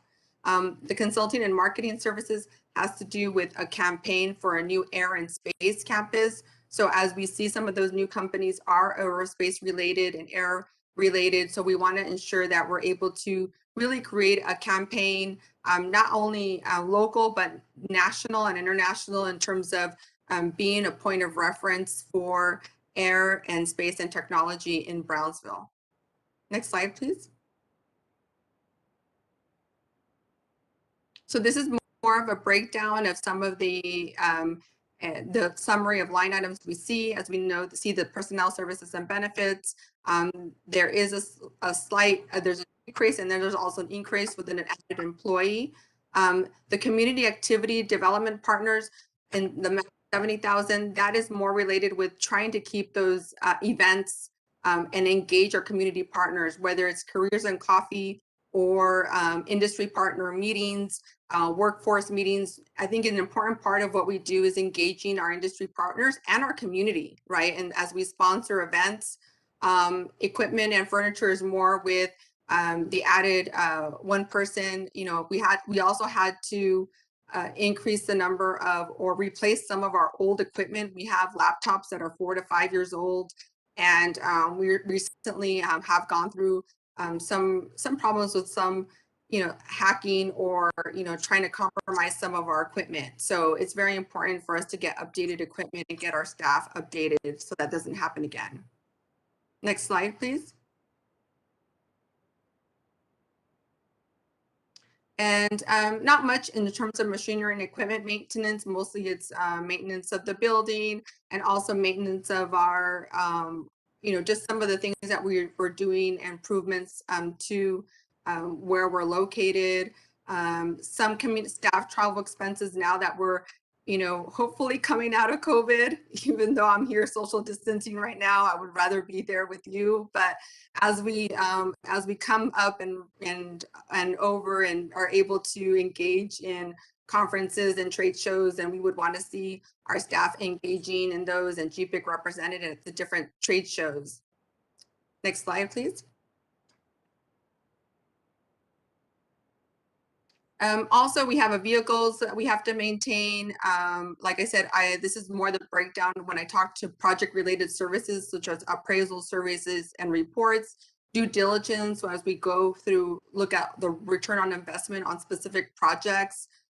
We have a substantial reduction in attorney's fees because we are contracting that through the city of Brownsville. And also just we do envision a little bit more maintenance at the North Brownsville Industrial Park, landscaping and maintenance, and the Young House. So really maintaining our properties. So now that we have, you know, the North Brownsville has its first tenant, but now it's looking at its second and third tenant as well. So, you know, we do have to maintain our properties. Next slide, please. In fiscal year 2021, and the GPIC did have 6 budgeted positions. What we've done is the positions that you see in blue are those that are absorbed through the services agreement. And the one in as you look at the bottom, the director of business recruitment, assistant director, executive assistant, and community relations. And then there's only one new position, which is the director of international business and industrial park development. We feel it's important to really engage with Mexico, engage with Canada, and engage internationally, and really be at the table with regard to recruiting international companies here in Brownsville. As I stated, the GPIC staff remain. There is a salary adjustment for example, for the assistant director of business recruitment, retention, and development, just to be able to get into assistant director range in the amount of $7,000. There's another $7,000 for the director of business recruitment, retention, expansion to just get vehicle, be able to assist with vehicle maintenance, because many of them are traveling throughout the valley or Austin or Houston to do business development. And I said, as I mentioned, the focus of the international business and industrial park development, as we go out for a request for information or interest with the large industrial park that we have, the North Corridor I-169, it's important to really be able to lead that. And that's going to be a complex negotiation, because we do see it developed in phases rather than one developer or one phase. Next slide, please. As we do have an important amount with regard to strategic initiatives budget. This is one-time budget because we do feel that the North Brownsville Industrial Park does need initial push with regard to its infrastructure. So what we thought is the best way to do is create a fund that really encapsulates 3 parks. Our North Brownsville Industrial Park does need landscaping, sidewalks, signage, fiber, a cluster box, some lighting, LED lighting, which we're already starting in this fiscal year, but we do really need to continue that.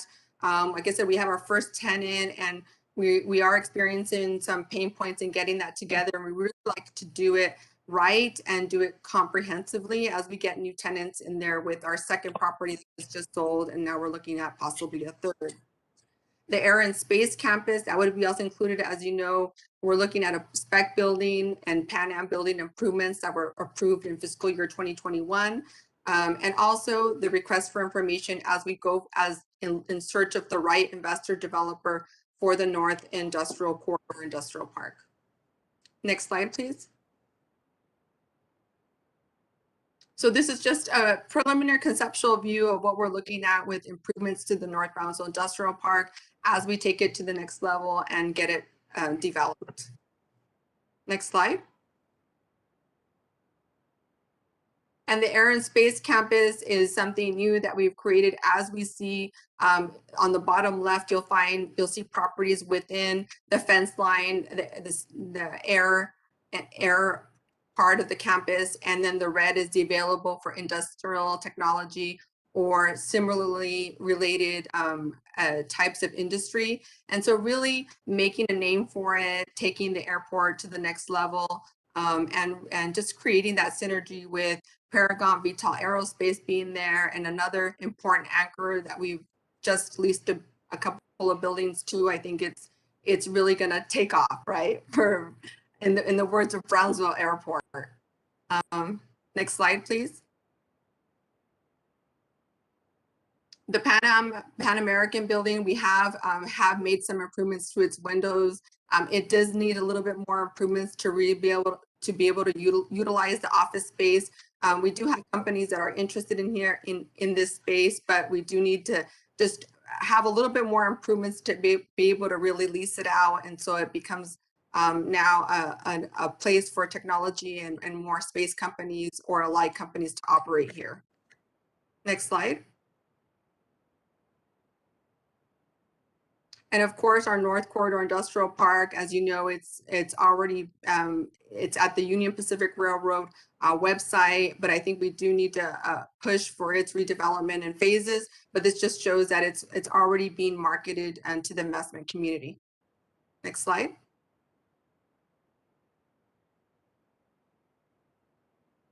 And so you can see the push for industrial park development and infrastructure in the amount of 1.2 million, which is a one-time to get those parks going and started. We also felt it was important to keep supporting our manufacturing and workforce development through programs, education, and training.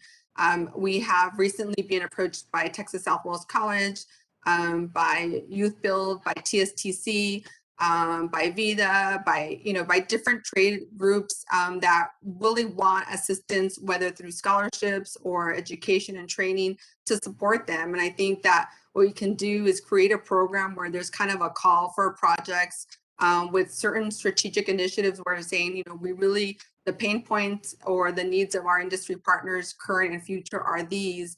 And there's a way for us to incentivize and to support those students that go into those strategic fields. So when we're talking about an ecosystem, we're looking at the workforce, we're looking at our current industry partners, and we also are looking at those who we want to attract. Of $150,000 of the $600,000, as you see in the second line item, would also go through, we had staff identify the need for upscaling small manufacturing companies. So, and assistance with their equipment. So they wanted to start a pilot program where small manufacturers would be able to, they meet, of course, certain criteria, program criteria that would come to you for approval. But if they met certain criteria, that we can assist them with the purchase of equipment. Also, the space and technology related recruitment and marketing program, that would be consistent as last year. And that's really a program, it's an incentive program that really triggers or very strategic in terms of aerospace and technology. It's been successful this year. That's why you've seen the different companies that have come on board. We will be having another announcement the end of this month with a new company that you all approved in a special board meeting. And so we're seeing that those funds, and there's a lot of interest in this program. And finally, professional services and consultant support for strategic initiatives. That's been reduced somewhat because we've already created some of these initiatives and programs, but we do really feel that we need to be represented nationally through the creation of an Office of Commercial Space, and really just go to the next level with regard to being at the table with federal grants, state grants, and legislation to really take off. Next slide. And this is just some of the events that we're planning to do with the $75,000 of outreach. And I think what we see is we've got a lot of really good comments from our industry partners with regard to these events. Some of them are new CEOs and have networked really for the first time together, right, in an informal or smaller forum. So just giving them the ability to network and be together, I think that's something that GPIC aspires to do. Next slide.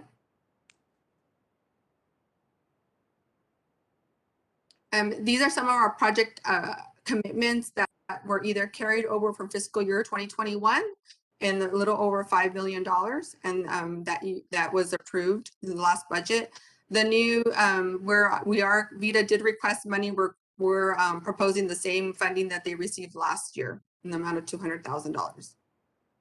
Next slide, please. As you can see, our revenues and expenditures, and also the revenues over expenditures. Like I said, much of the $4 million is really to get our industrial parks going. That's where we will, right now, some of them haven't been developed in over 10 years. And so it's really important to make that one-time push to get them off the ground. And we've already seen momentum thanks to your foresight and in getting them off the ground and really getting them developed, bringing more jobs, and creating property taxes for the city. Next slide. And as you can see, project commitments break up over 50% of the budget. Administrative or operating costs a little under 18%. And one-time strategic initiatives are about 29%, almost 30% of the budget. Next slide. And this is just another overview. This is a 5-year forecast. What I would like to note is even with the one-time strategic initiatives that we're proposing, you still have a very healthy ending fund balance of 8.2 million. And so I think that, you know, in talking to the finance department, we were talking about, you know, the fact that we really need to push our industrial parks forward and keep with the proactivity.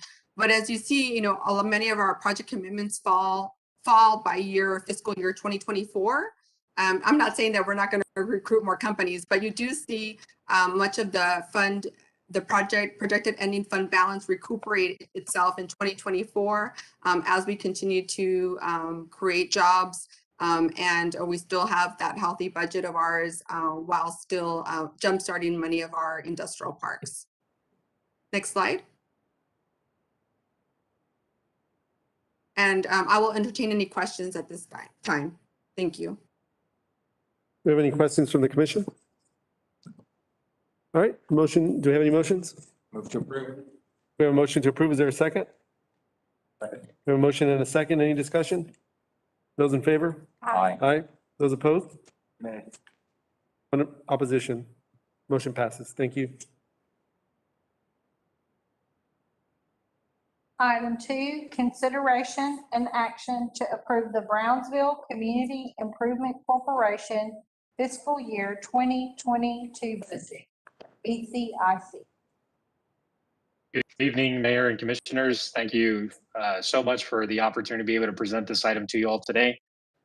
The Type B Economic Development Organization, Brownsville Community Improvement Corporation, will be presenting their fiscal year 2022 budget as well. If we can go ahead and proceed to the next slide.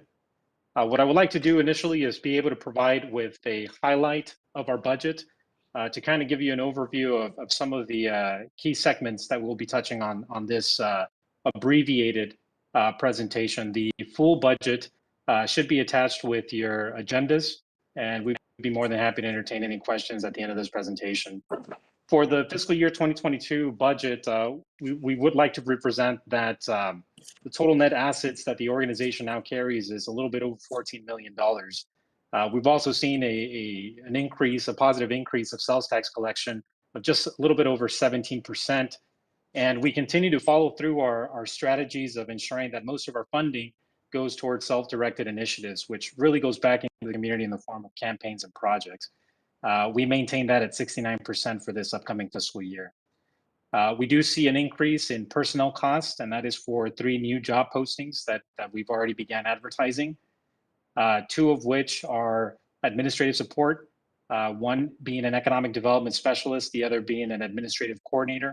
We do have 1 executive level position for director of development and communications, since we created a split for 1 current role as we started seeing peak demands for both marketing communications in the organization, as well as small business development. In addition, it's important for us to be able to highlight that as an organization, we've been successful in obtaining over $5.7 million in additional revenues, aside from the sales tax collections that take place year after year. So we're very proud to be able to make that announcement to you all in the form of federal grants and private contributions with the support of the community as well. It is also important to note that this budget was approved by the BCIC Board of Directors back in the 26th of August, unanimously as well. Next slide. The visual that's being represented here in the presentation is a 5-year historical trend starting from fiscal year 2018 to indicate the amount of monies that would be allocated for the operations of the organization in comparison to the self-directed initiatives. One of the key highlights that we wanted to go ahead and represent here in this presentation is to showcase the almost inactivity in terms of changes in regards to the operations. We've maintained ourselves to be very lean. We always produce savings that get rolled over to the following fiscal year. And we've also gone above and beyond to leverage our assets and our revenues to be able to obtain additional grant monies or private contributions. So, Even though we do see an increase in personnel costs and a slight increase in marketing and communications expenditures, we can still see very clearly that we're still operating very lean, and we're definitely improving in the way we leverage our funding to be able to generate much higher economic development impacts in the forms of quality of life, in the forms of development into the community as well for the upcoming fiscal year. Next slide. So as we've previously done for a couple of years now, our budget is presented in two ways. We dive into the operations of the organization and what it takes to be able to run it. And the other segment provides a complete overview that includes the operations, but also those self-directed initiatives and any of the unrestricted amounts that we have. So on the next slide, you'll be able to see just a quick summary of what it takes to be able to operate with staff. So we can proceed to the next slide. I just want to be able to draw your attention to the clerical staff for account number 602, as we do see an increase in the personnel, as well as the amount that it takes to be able to have that personnel. It is important to note as well that some of our positions that are going to be at BCIC are going to be funded directly through some of our grants as well. For example, we have a 3-year guarantee salary, including indirect costs or benefits for one employee that's between the range of $56,000 to $65,000. All of that's fully covered for the next 3 years, providing us enough runway to be able to continue to work in what we're starting to call an enterprise fund, to be able to generate additional revenues and not be strictly dependent on sales tax collections year after year, which we have historically done for many, many years. On the next slide, you'll also see a summary as well for some of the miscellaneous services that are categorized by the city's finance department. Again, drawing your attention on the increase of our marketing expenditures, as well as our insurance and bond expenditures as well. We do require to have a fidelity bond since we do manage a revolving loan fund within BCIC. That justifies the increase of $6,000 in our insurance and bond line item. We've also seen increases in professional services, which is the fund we use to be able to pay contractors that provide us with content production services as well.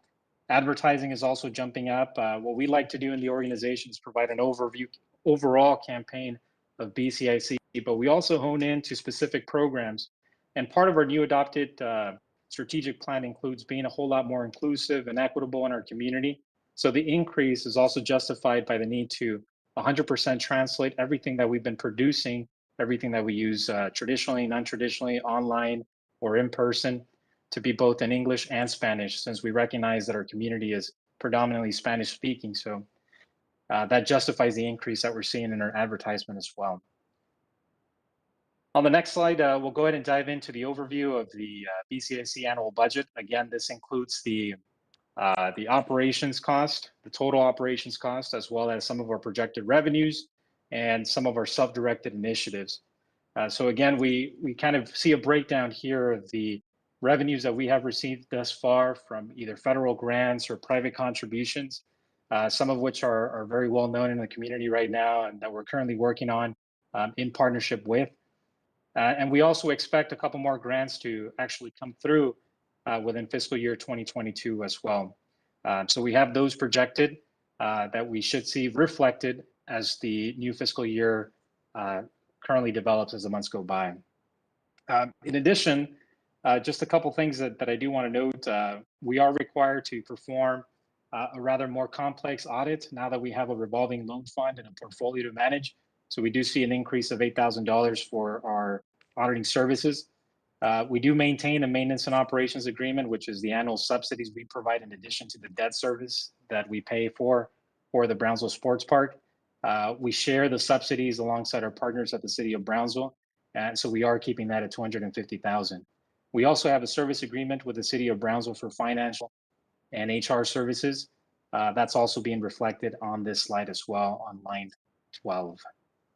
Next slide. Again, this is the core of our self-directed initiatives. As you can see, we're allocating once more $1 million into our economic impact grant program. This is really where the community takes advantage of some of our quality of life programs, as well as any other type of contributions we can provide, and if it's financially suitable, in regards to economic development projects, whether that's workforce development, whether that's targeted infrastructure for commercial and residential, as well as industrial development. We are rolling over some of our savings that we've seen for our Big 1.0 program to be able to continue to assist our now expanded Big Zone, as well as the Big 2.0, which is 100% fueled by the monies provided by our private contributor, the Must Foundation. In addition, we see a reflection of $500,000, which is our match, to be able to have the over $2 million provided by the U.S. Department of Commerce to be able to provide a revolving loan fund.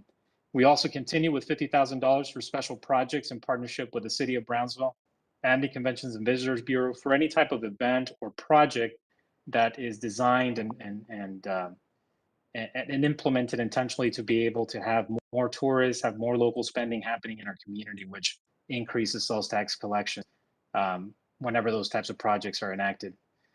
We also allowed our female congregation from our organization, including our board, to be able to design, lead, and coordinate what they call a women empowerment program, which is designed to be able to retain and attract the human capital, obviously females in our community and outside that are looking in our community, to be able to be recognized and be able to assist them in being able to develop, whether that be an entrepreneurial endeavor or be able to recognize their own contributions as stakeholders in our community.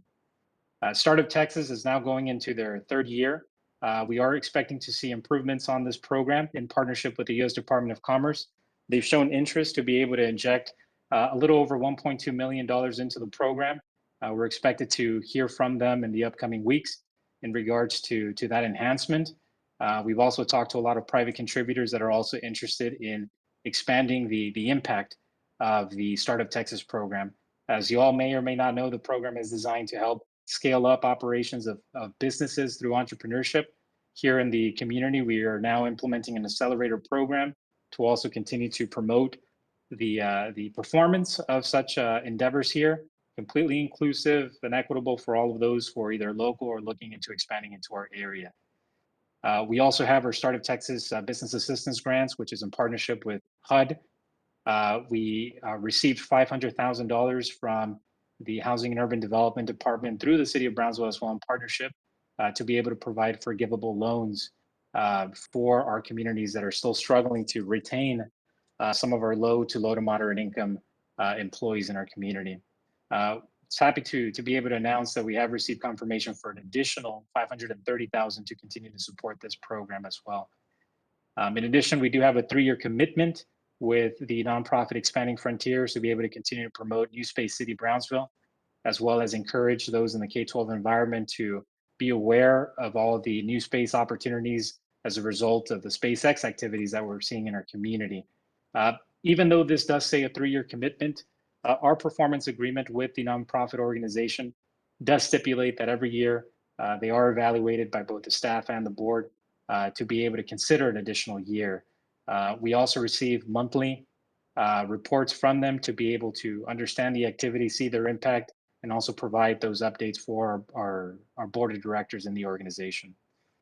In addition to this, you all may have seen already on 13th Street in Adams, the eBridge Center is now being constructed. There's a gap in the roof now as we're building the elevation into the existing roof. We are expected for this project to be completed in February of 2022. We're definitely still in budget through our design build process that we've developed in collaboration with the city as well as our architect on record. And we're on path to be able to complete this project. Hopefully, knocking on wood, we don't find any delays such as anything with the weather that could attribute to any slowdowns. So hopefully we've been pretty good with that. And we hope that the weather is also forgiving in that sense for us to be able to complete this deadline. And moving to the next slide, again, just showing some board contingencies that we've routinely have kept for the past 3 years. Our sports park and airport debt service that we've had now. Our debt service for the sports park is scheduled to be completed 2027. So we're very much looking forward to that date. And we also have a rainy day fund in addition to the board reserve, which is an additional savings account that was opened up. We have a rainy day fund to be able to compensate any declines in sales tax collections for our operations, as well as our unrestricted balance as well, which are unprogrammed monies in case we were to experience a new special project coming in during the fiscal year, or again, any declines that we've seen in sales tax collections, which thankfully we've seen the total contrary from the initial forecast that we received back in 2020 as a result of the pandemic. In our next slide, just another visual to show a representation of what goes where in terms of our budget. Again, we keep our administrative expenses under 20%. Everything else should be going to self-directed initiatives, but we do have that debt service that still lingers in our budget at about 17%. And that's, again, found on the next slide or 2 slides from what you're probably seeing on your screen at the moment. Our full fiscal year 2022 budget can now be viewed and downloaded on our transparency page online. But if anybody has any questions, I would be more than happy to entertain them. Again, we also collect feedback as well, so any feedback that you all may have would be greatly appreciated. I have a question. When will, and you may have said it and I might have missed it, when will the loans for the sports park finally be retired? 2027. I couldn't. 2027, Commissioner. For all of them, or is that just the first group? That's for all of them, Commissioner. Pardon? That's for all of them, Commissioner. All of them. Okay, thank you. Yes. Josh, I have a couple of questions. Private sector contributions, what exactly does that represent? Private sector contributions, the majority of those contributions have come in the form of $2.3 million from the Must Foundation. We also received about $7,000 from the BBVA Foundation. The rest has come as a result of grants received to the organization. Very good. And then on account numbers 609 and 610, I noticed the increase in clerical and staff, and it seems like other categories like FICA, medical insurance and things, and TMRS are being adjusted accordingly, but I don't see any changes in life insurance or workers' comp. Would those not be affected also if there's an increase in staff? So for clarification, I appreciate that question, Commissioner. We fall under an ordinance on the city. We essentially have the same benefits as city employees as well. This dates back when BCIC used to be a city department. The numbers that you see reflected on there are provided by the city's finance department. They do get adjusted accordingly if there were to be some changes on behalf of the city. But at the moment, these are the numbers that are reflective upon the projections of those new salaries coming in. Thank you. Any other questions from the commission? I have a quick question. Sure. Any reason why the total or the revenue for sales tax for BCIC doesn't match GBEX revenue on their budget? They should match. That's a very good question, Commissioner. Now, we are basing on our projection and on our budget based on the financial reports that we received as of August 26th when we presented this report to the BCIC Board of Directors. Since then, we have not received any other projection. So there may be some slight discrepancies because I believe we're closer to 20% year to date. But these are the numbers that we received from our last financial report as provided by the City of Brownsville's Finance Department. I know GBEX was over $5 million for last year, and you're showing 4.6 for last year, something like that. Yes, so that's also a very good observation. So if we go to, I believe it's line item 1 in regards to our annual budget, we provide projected sales tax revenues that are conservative under what we expect. And that allows us to just be fiscally more lean, a bit more responsible moving forward. However, any excess that we do receive ultimately goes under our unreserved fund. So we do expect any sort of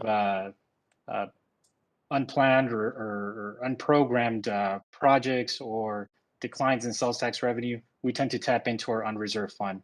But just for the sake of being financially more conservative, we always underproject the projections that we receive from our city's finance department. Okay, thank you. Any other questions? All right, do we have any motions? I'll move to approve. Yes. Second. We have a motion to approve and a second. Any additional discussion? Those in favor? Aye. Those opposed? Motion passes. Thank you. Thank you, Josh. Thank you all. Be safe.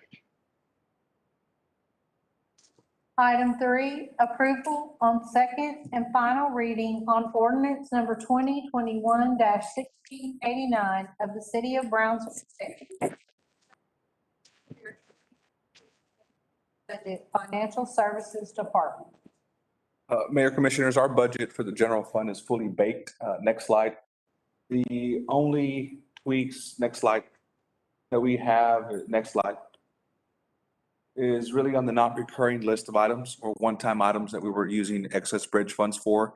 I received budget questions on compensation, and we addressed that back in April with the budget committee. We went into depth on total compensation, market factors, our ability to support recurring costs. In that discussion, what I would propose here before the commission to bring it before the body is that we do a study, but that when in doing so, that we do a hybrid, and that is focus on getting some outside support, but on building capacity in-house to maintain our own data. The market itself is one that we don't have a good feel for, but that would be good to understand. Market is 50 percentile of whatever peer group we select. The prior study was out of kilter in terms of having some cities that should not be in our market, whether it's regional issues or just the scope and size of that community, budget, population, et cetera. So what we want to do here is just study that. We ultimately, in doing so, my recommendation is that we commit to being at least at 40 percentile of market, because that would make us competitive or deem us competitive.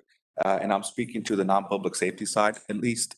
The last study was done back in 2016, and it was 64,000 back in the day, and it took us roughly the entire time from then to now to fund it. We have completed that over 2020, 2021, 2 years where we had upwards of 6% growth, so that really helped.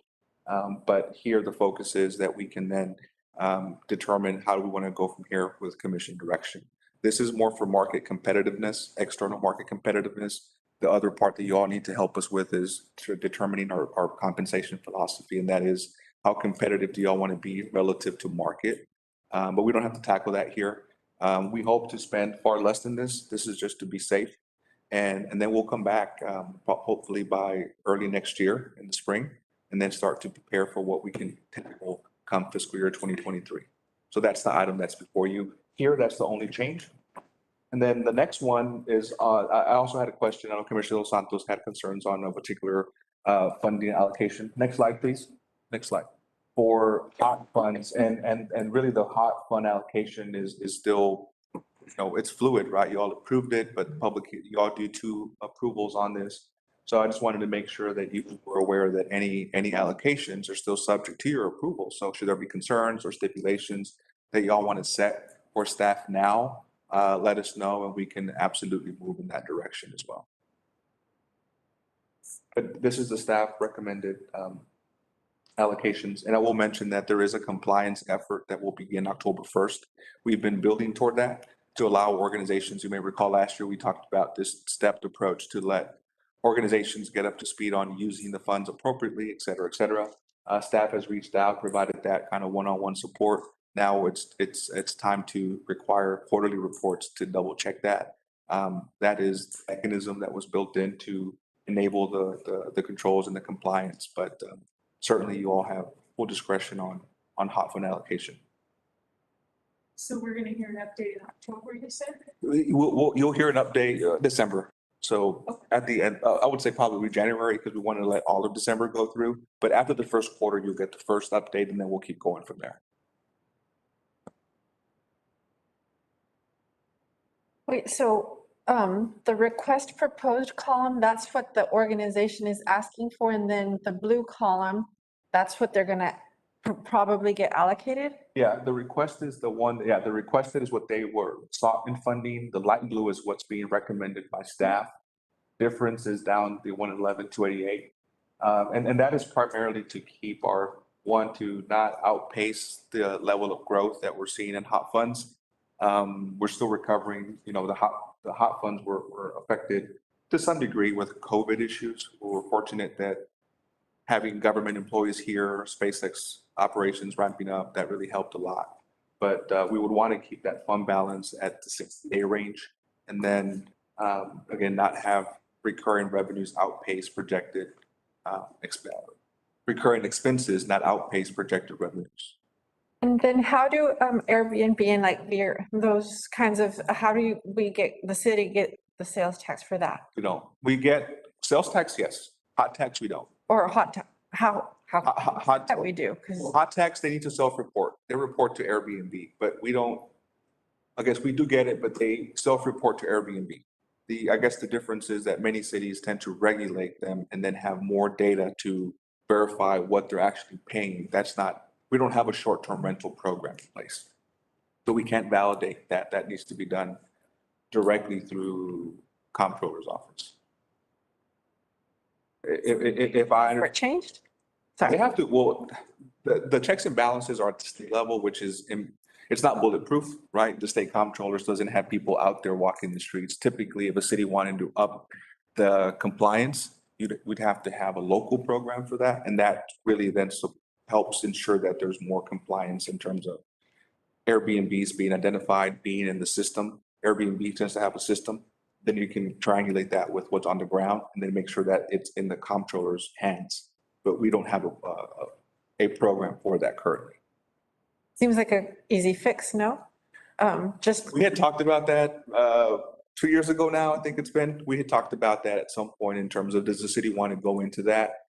There's a revenue. I think for us, what we want to make sure that we're on top of is what is the general trend of Airbnbs in Brownsville? Because at some point, what could happen is you could have your hotel market kind of cannibalized, so to speak. In other words, monies will siphon from hotels to Airbnbs, and if you're not necessarily recovering that, it becomes a problem. And there's studies out there that have shown that, upwards of 30%. I know Corpus had a study done. They had upwards of 30% of hotels that were beginning to kind of see declines, and they were attributing that to the increase in short-term rentals. So I think when cities begin to when they have a geographic niche and they have a lot of tourism, and then they see something happening that's funky with their hot tax, they begin to really study it further. Other cities do it for quality of life reasons. When you're beginning to have parties in homes and it's disrupting residents with too much parking, too much noise, they want to regulate nuisance issues, they want to regulate parking issues. That's more quality of life.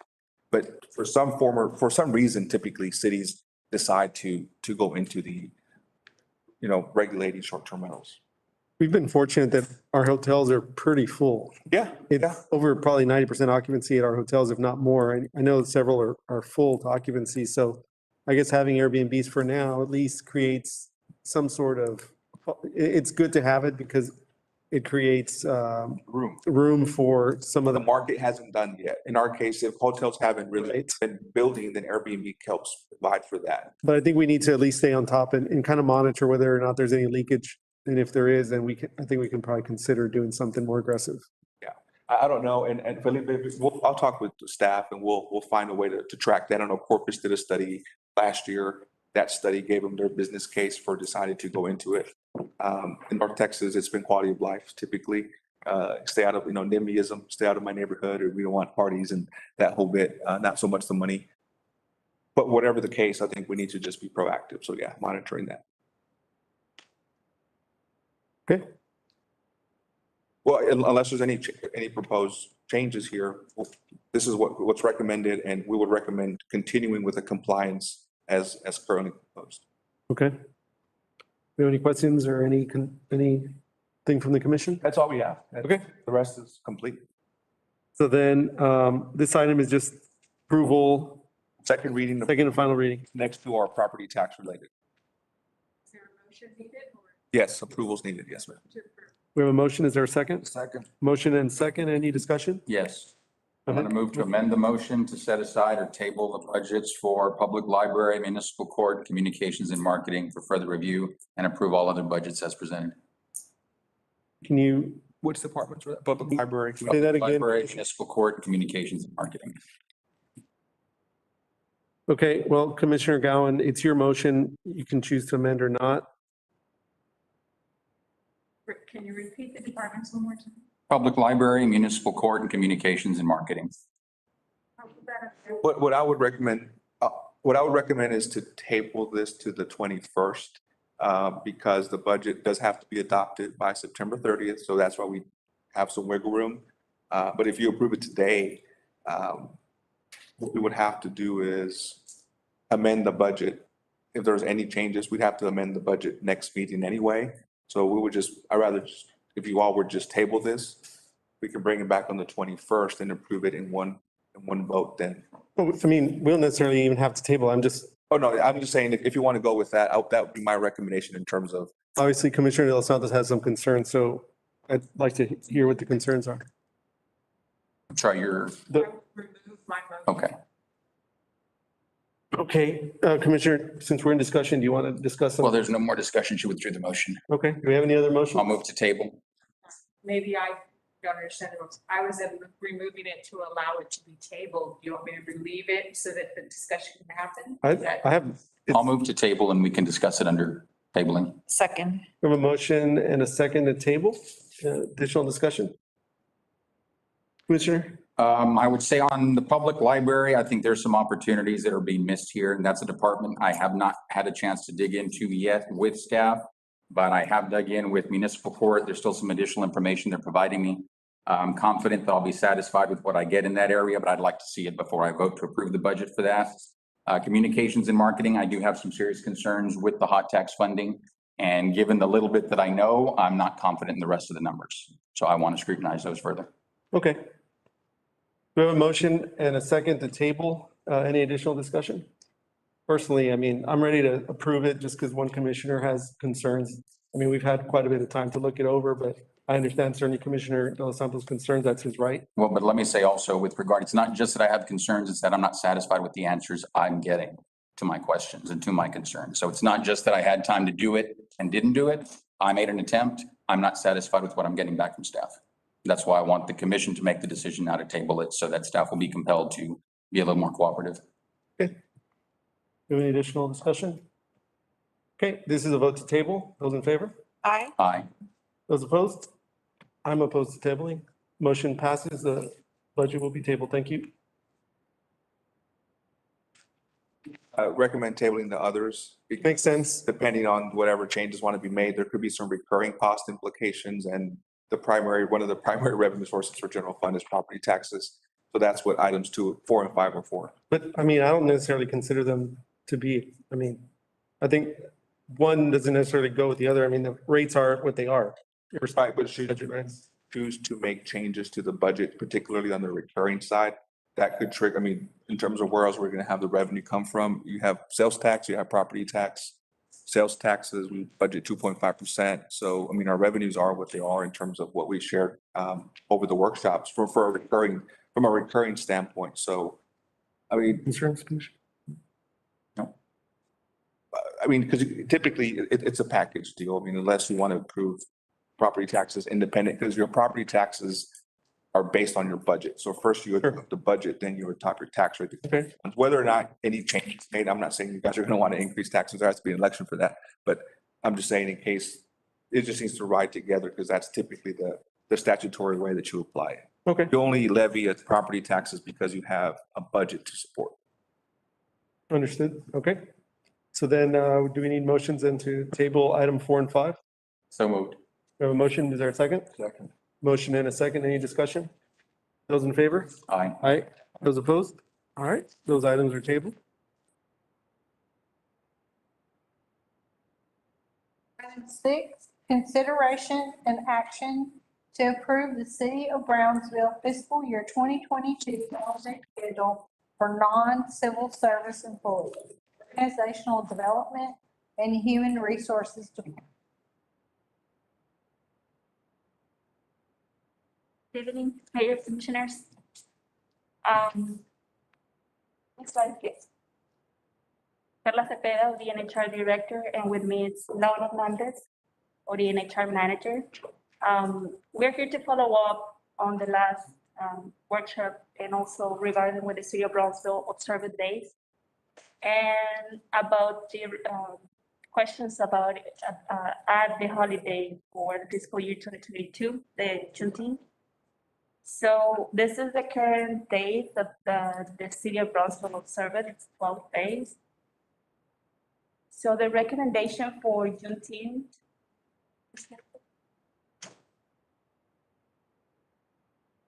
So we are recommending to reevaluate the Juneteenth holiday addition to the next fiscal year. We are continuing monitoring with the other cities and see what is their implementation. So getting data on the other opportunities in the future for non-civil service employees.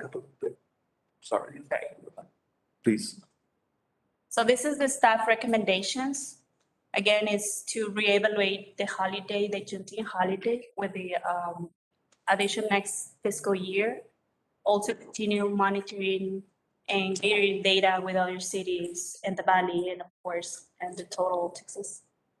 So this is the recommendation and next slide, please. I don't know if you have any question for us. If not, we are requesting approval for holiday schedule fiscal year 2022. Is there any questions?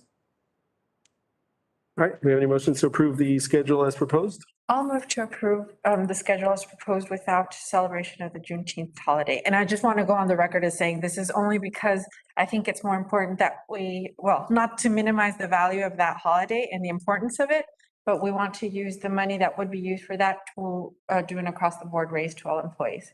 And so we started that process in your presentation about the budget, which will include the study and then hopefully. Yeah, that's a good point. I mean, if you're going to put money into a holiday, it's a recurring cost. You should look at it holistically. Holidays is a perk that it's total compensation, right? Salary benefits. So that 380 that you all saw, 380,000, roughly speaking from last meeting, I mean, that money could equally go toward pay. So it's coming from the same bucket. So absolutely. A motion and a second. Any discussion? Those in favor? Aye. Those opposed? Motion passes. Thank you. Thank you. Thank you. Item 7, consideration and action on the 25th amended declaration of local disaster for public health emergency. City Manager's Office. Honorable Mayor, Commissioners, good evening. Tonight, I have the 25th Amendment Declaration of Local Disaster, and unless otherwise stated, these measures are good until October 5th, 2021. Before I go to the next slide, let me just update the Commission on our latest statistics. And you don't have a graph tonight because since there was a holiday, I felt the information up there would be outdated by the time we got up here, but I'll go over it verbally. Our trauma service area V continues to decline, and we are at an 18.45%. This has been a decline that we've begun to see since about the 20th of August, and that is a very good place to be. Not only have we seen a decline on the trauma service area hospitalizations, we've seen the daily COVID case count plateau, and the numbers that are being seen daily are not significantly increasing, but they're staying steady. Lastly, when you compare a trauma service area to other regions, we are actually one of the areas that have seen a more marked decrease when you compare us to Corpus Christi and even Laredo, whose rates continue to plateau, and Laredo, who had been decreasing but are starting to show an increase. Our area, on the other hand, continues to show a decrease. And going into the next obvious question is vaccines. Our numbers for vaccinations continue to trend really well, and percent of the population 12 and over fully vaccinated are at 75%. Percent of people who are fully vaccinated 65 and over are fully vaccinated are 84%. So these numbers continue, some of the highest numbers in Texas, right along the border. So as we go into the 25th declaration, I want to say we continue to focus on the efforts that we have seen with vaccinations because they're starting to be reflective of the hospitals and the acute situation that we find ourselves with less nurses, and of course other parts of the country starting to feel the effect of lesser nurses and vaccine rates that are not as good as this area. Slide number 2. So some of the highlights for this amendment is there, of course, you're living through the in-person city commission meetings, and those are city advisory boards will now be live. Commission boards, bureaus may be held in person or continue to be hybrid in a manner consistent with this declaration and is permitted by the Texas Open Meetings Act. We, of course, would strongly encourage members of the public to watch proceedings on cob.us. And the second highlighted for this amendment would be the Brownsville bus service. B Metro is continuing to require facial coverings as permitted by the federal mask mandate through Presidential Executive Order 13991. that has been extended through January 13th, 2022, and includes bus terminals, buses, and stops. In order to address the immigrant influx and its demands on transit services, B Metro may convert a designated area of this terminal into an open-air facility to process an increased volume of passengers consistent with best pandemic protocols. And as mentioned at the beginning, this amendment declaration is effective through October 5th, 2021. Honorable Mayor, Commissioners, I'm here if any questions or comments. Dr. Rodriguez, is this declaration necessary for us to recover or seek reimbursements? Do you know? I don't know. I would defer to both Fire and Office of Emergency Management. However, historically, when you're talking about past declarations, they are a tool that are usually used to leverage funds. Okay. The reason I'm asking just is because, I mean, most of this order is basically repeating a lot of language in governor's orders. And I think the governor's made pretty clear that he's not a fan of local control and he doesn't, he's going to rule this state how he sees fit. So, I see that this is kind of becoming, in a way, unnecessary, a lot of our language. So, I mean, obviously, I'm fine with this one, but I just want to make sure going forward, if we need it, let's continue to do it for funding purposes. Otherwise, a lot of it is probably unnecessary considering some of the other things that are in place statewide. Honorable Mayor, Commissioners, that's a great question. I will follow up. And for tonight, I would recommend approval of this pending that answer so that we know about future declarations. Oh, I'd like to can we go to the previous slide? Yes, ma'am. Where it says that the meetings may be held in person or continue to be hybrid. It came to my attention that supposedly the planning and zoning meeting had to be postponed or didn't happen because they didn't have a quorum of people in person. That cannot happen. Like if they're going to try pull that stunt and then keep delaying it, that affects our citizens also, the ones who are developing. So I hope that planning and zoning doesn't think that they're going to get away with, oh, we're going to have our meeting then next month. Similarly with PUB, I know that some PUB board members expressed concern about having in-person meetings, but if it's going to affect the day-to-day business of PUB, then you know what, just let us know and we will happily find someone else who can take your place. Because although I understand everyone has security concerns for their personal safety and that of their family and loved ones, the city still needs to run and it can't affect our citizens in a negative way. Yeah, I'm not sure for PUB, what happened with planning was they had posted for a virtual meeting and they have that 21-day period. So because they were going to pivot to an in-person because the meeting fell after September the 1st and they started their postings during August, they had to ultimately repost for the in-person meeting and start the clock again, in other words. I think we need to look at that 21-day thing then. Well, I don't know. Why is it necessary? For some of the zoning cases, I think Commissioner Los Santos is familiar, depending on the content. It's by statute. It's by statute. By statute, okay. That requires chapter 211. It needs a newspaper. It needs a requires newspaper. it. So I think September 7th is what they had scheduled, but they began posting in August, so they had to start the clock again. And as soon as the declaration was confirmed from TOMA, the TOMA suspension was lifted, they pivoted, and that created that delay for, I don't know, delay. It's a state imposed delay on restarting that clock for an in-person meeting. So that's what happened for P&Z. I don't know about PUB or. Will they have another meeting in September then, or? I think it might fall in September. I forget the date. I think it said 27th. Yeah, I think it'll manage to still make it in the month of September. It'll be just. Yes, it's terrible. Okay. Yeah, but that's what happened with the P&Z. I'm not sure about PUB. When we're talking about these boards may meet in person or continue hybrid, who makes that decision? Texas, well, it depends. Texas Open Meetings Act right now dictates. No, but for advisory boards? Oh, advisory. Yeah, if an advisory board says for your measures, the commission was setting out through the measures. We're now being preempted by the state. So now we can't even allow our boards to do that. Uniform with open meetings requirements. Commissioner De Los Santos, this is Victor Flores, the city attorney. So what we've instructed Lori and the city secretary's office is that, especially with the advisory boards, there are some advisory boards that when they were created by the city commission to comply with all TOMA requirements and their enabling statutes. And others, it just wasn't presented. The commission at the time didn't impose those restrictions. So What we've asked for these advisory boards is to contact legal, and legal does a review as to whether TOMA applies per the enabling document by the city commission. Otherwise, most of them governed by statute are going to be preempted by the Texas Open Meetings Act, period. Yeah, my question, Victor, though, is let's say this isn't a board that's preempted, so it's up to the board. Is the board going to get the right to decide that, or is staff going to be able to dictate to the board whether or not they can meet in person? So it would depend on the enabling document. So That if would the be up to us. commission at the time, and the city commission just told them to comply with TOMA, they have to comply with TOMA. I believe that happened with the Special Needs Advisory Board. That recently came up. We checked it out, and they do have to comply with TOMA.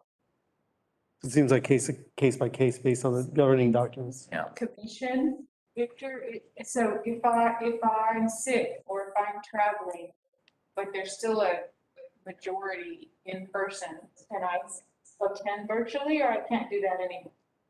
So under TOMA, you have to have a quorum present, and the others that might be either sick, have to quarantine, or just are unavailable or traveling, they can phone in, they can Zoom in. They have to be on the camera at all times under the old TOMA requirements.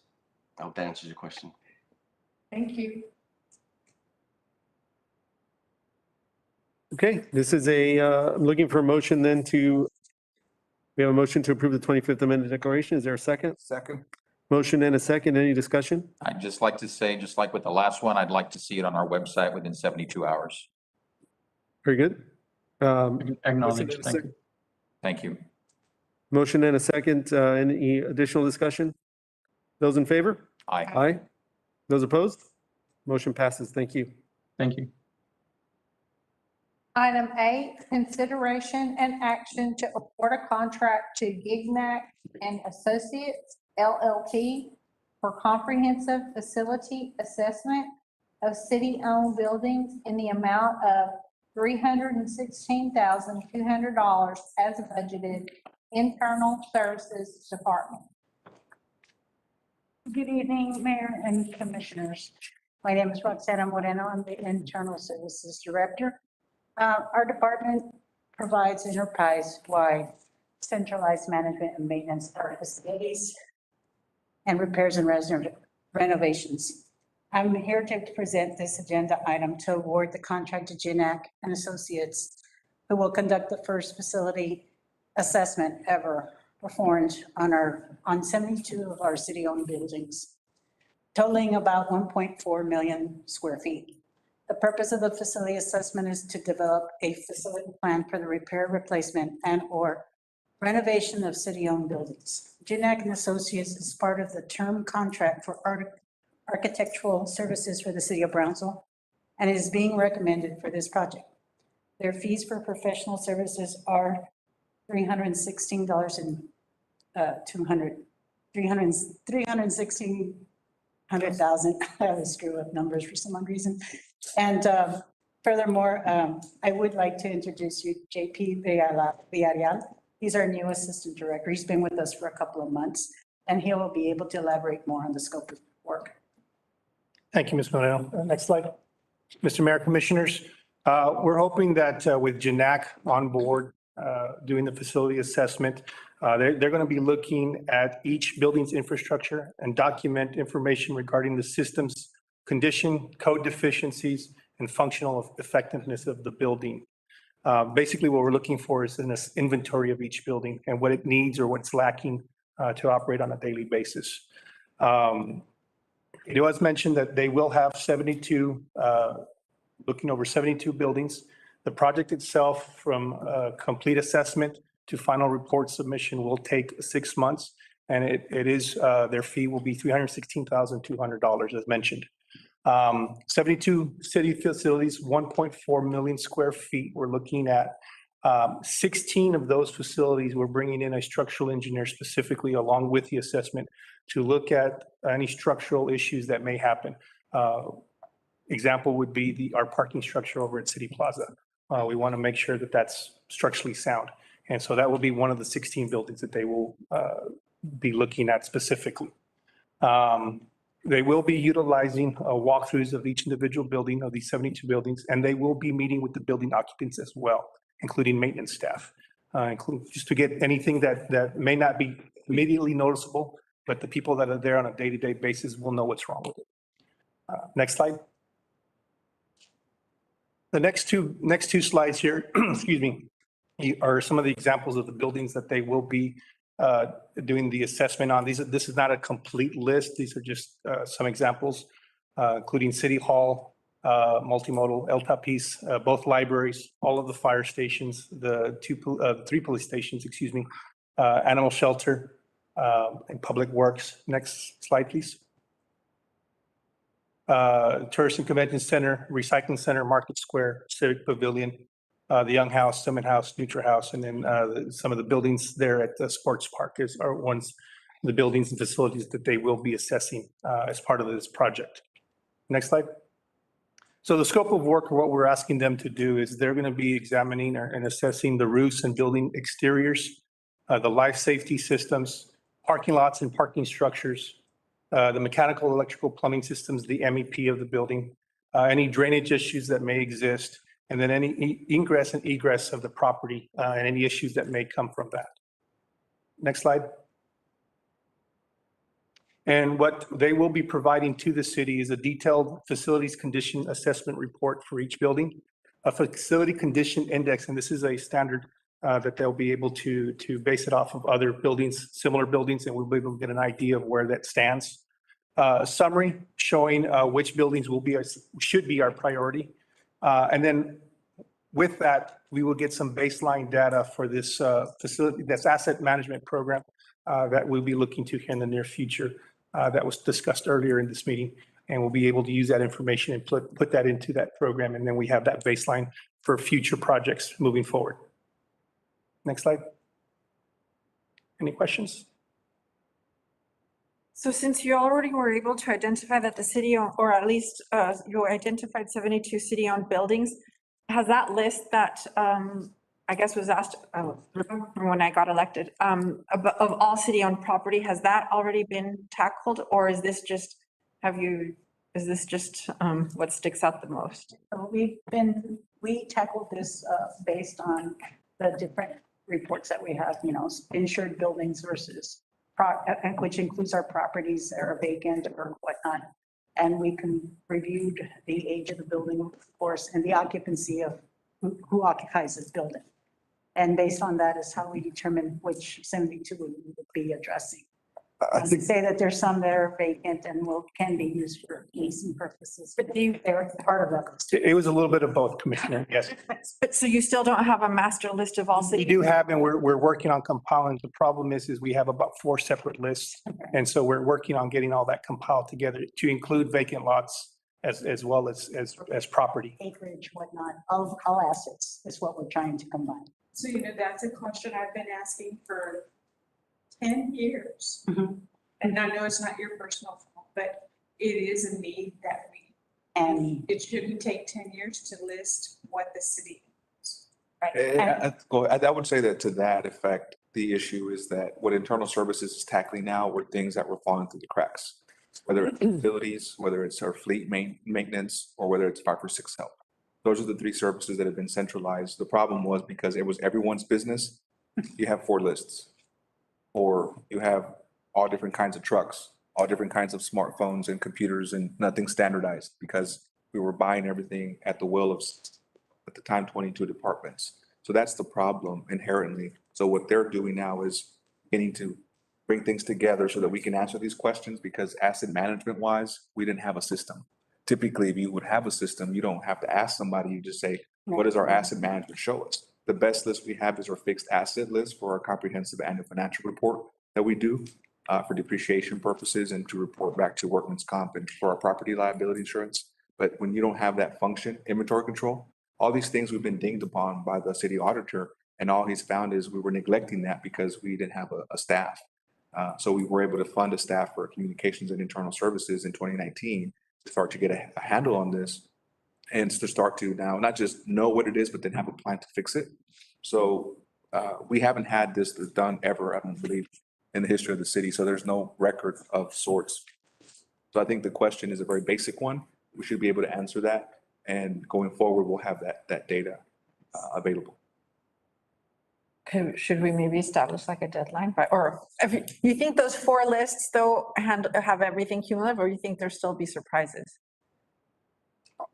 It's hard to say, Commissioner, but Might be surprises. I mean, there could be some surprises out there. There are some properties, there are some buildings that aren't on other lists that we find on one list, but aren't on others. Right. So it's one of those things of not just combining them, but then actually verifying that they are part of the city. Right. Can't just look at the appraisal district? Well, that's one of the lists. Why would that be different from? But we have also the insured list, the list of buildings that the city is insuring. And so those are a little bit different. The appraisal district or the community, they should have the accurate owner of every property that can change, right? Right. It should be generally accurate. Absolutely. The other part is insurance. It has to be reported. Right. So they're still reporting it. So appraisal district would be better off than probably the other lists. We're just going against all 3. So I have 3 years left on my final term. It sure would be. Final term as commissioner. To say I'm down, Roy. an accomplishment, not of me personally, but at least that this was checked, done. So It will get done. How do we reconcile city property that's occupied by a building the city doesn't own? Let's say like Museum of Fine Art. Yeah. I think they own their own building. Camille Playhouse, they own their own building, but it's on city land. I don't know what the tax records show in situations like that. No, they list. Yeah, the Laureles Ranch House. They show the land. It should have. It shows. Okay. Yeah. My other concern from the list, the Neutra House, I don't think that this study would, so I'm going to try to stick within the agenda item. How do we service the property? Because there's a lot next door that's for sale, and if you needed like future parking or something, like would that, I think we need to be able to act on these things more quickly. And so that's another project for y'all to work on. Yes, ma'am. So there's really 2 things. One is just a general inventory, which you've been working on, you're trying to consolidate. And then the purposes of this really is more of like well, we have PCI, this is for deferred maintenance and how to address and prioritize deferred maintenance, right? For the CIP, Right. That's right. And this will be a big number, roughly, because we had we had the energy audit done. The energy audit alone had MEP, mechanical, electrical, plumbing at 10 to 15 million.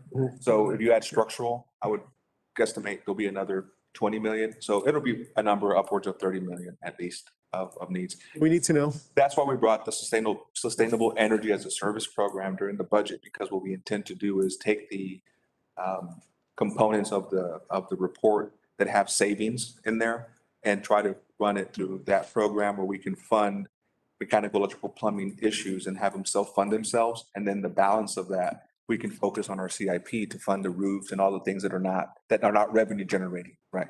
So what we're gonna do is in the MEP, so the MEP contractor, the mechanical, electrical, plumbing contractor within the structural report will be able to focus on that separately so that we can coordinate the work. And then they can take that information and help create that sustainable energy program for us to see if we want to fund it through that tool that the state allows us to use. So that'll be done in parallel with this report. Correct. That's correct. Any other questions? I have one more question. Gignac and Associates, is that the only one who put in a bid or? They're part of the city's architectural rotation list that. Okay. And were there other prices out there or are we just going with the first one? Well, we worked with them when the city Department of engineering department assigned the work order. That's when we started working with them. Okay, so it was just them basically, the ones who gave the price up. It's gonna be roughly around this, roughly around the same, for our size of assets, it'll be roughly in that range. What we have is, so the term contract is a rotation, so to speak, so it's kind of pre-qualified list, and then we will diversify that work for like streets and drainage. Facilities, because it's not a very common occurrence that we do these, we would just go with whoever's next, and that would be an easier, more kind of equitable way. Because unless, if you want to shop on pricing, then you would have to do like an RFP, bid it out and that kind of thing. So we want to just be fair in that, okay, there's seldom do we use architects for this. So engineering just went down the list. And we do have background with them in other projects that they've done, like the library re-roofing right now. They're doing that with us. So we want to have continuity on somebody who at least knows some aspect of our facilities and can just take that data and make it a part of the report. Thank you.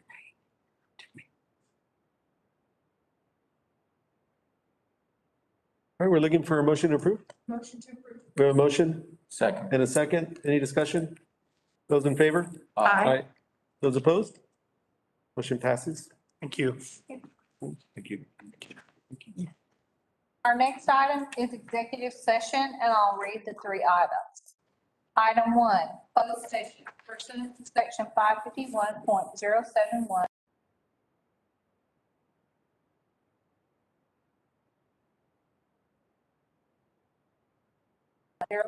Of the Texas Government Code to deliberate personnel matters related to a complaint filed against the city attorney and/or evaluation, duty, discipline, dismissal, compensation, and/or contract of the city auditor, city attorney's office. Item 2, closed session pursuant to section 551.071 Texas Government Code to provide legal advice and counsel with respect to pending litigation styled and numbered City of Brownsville et al. Versus Brownsville GMS Limited, cases number 13-19-0311-CV, 13th Court of Appeals, Edinburgh, and related legal issues, City Attorney's Office.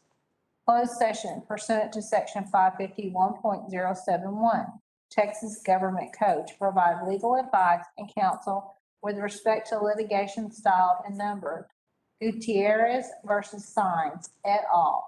Case number 119-CV-00185, U.S. District Court, Southern District of Texas, and related legal matters, City Attorney's Office.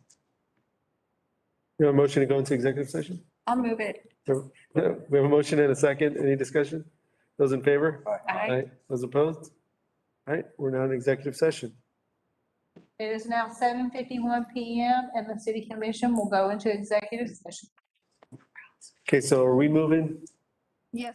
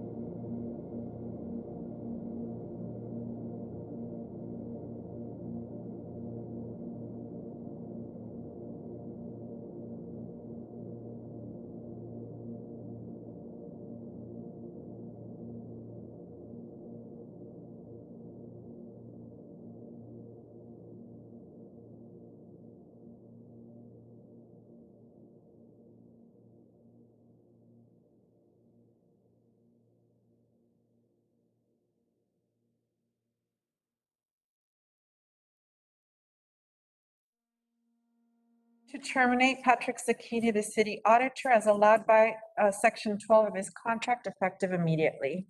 I'll second. We have a motion and a second. Any discussion? Those in favor? Aye. Those opposed? Motion passes. There is no action on any of the other items. I'll entertain a motion to adjourn. So moved. Second. We have a motion and a second. Those in favor? Aye. Aye. Stand adjourned. Thank you. Thank you all. Okay, y'all have a good night. What do we do with this? Nice to see y'all in one room of one. 8:48. Well, I guess you gotta take it unless you. Commission has adjourned.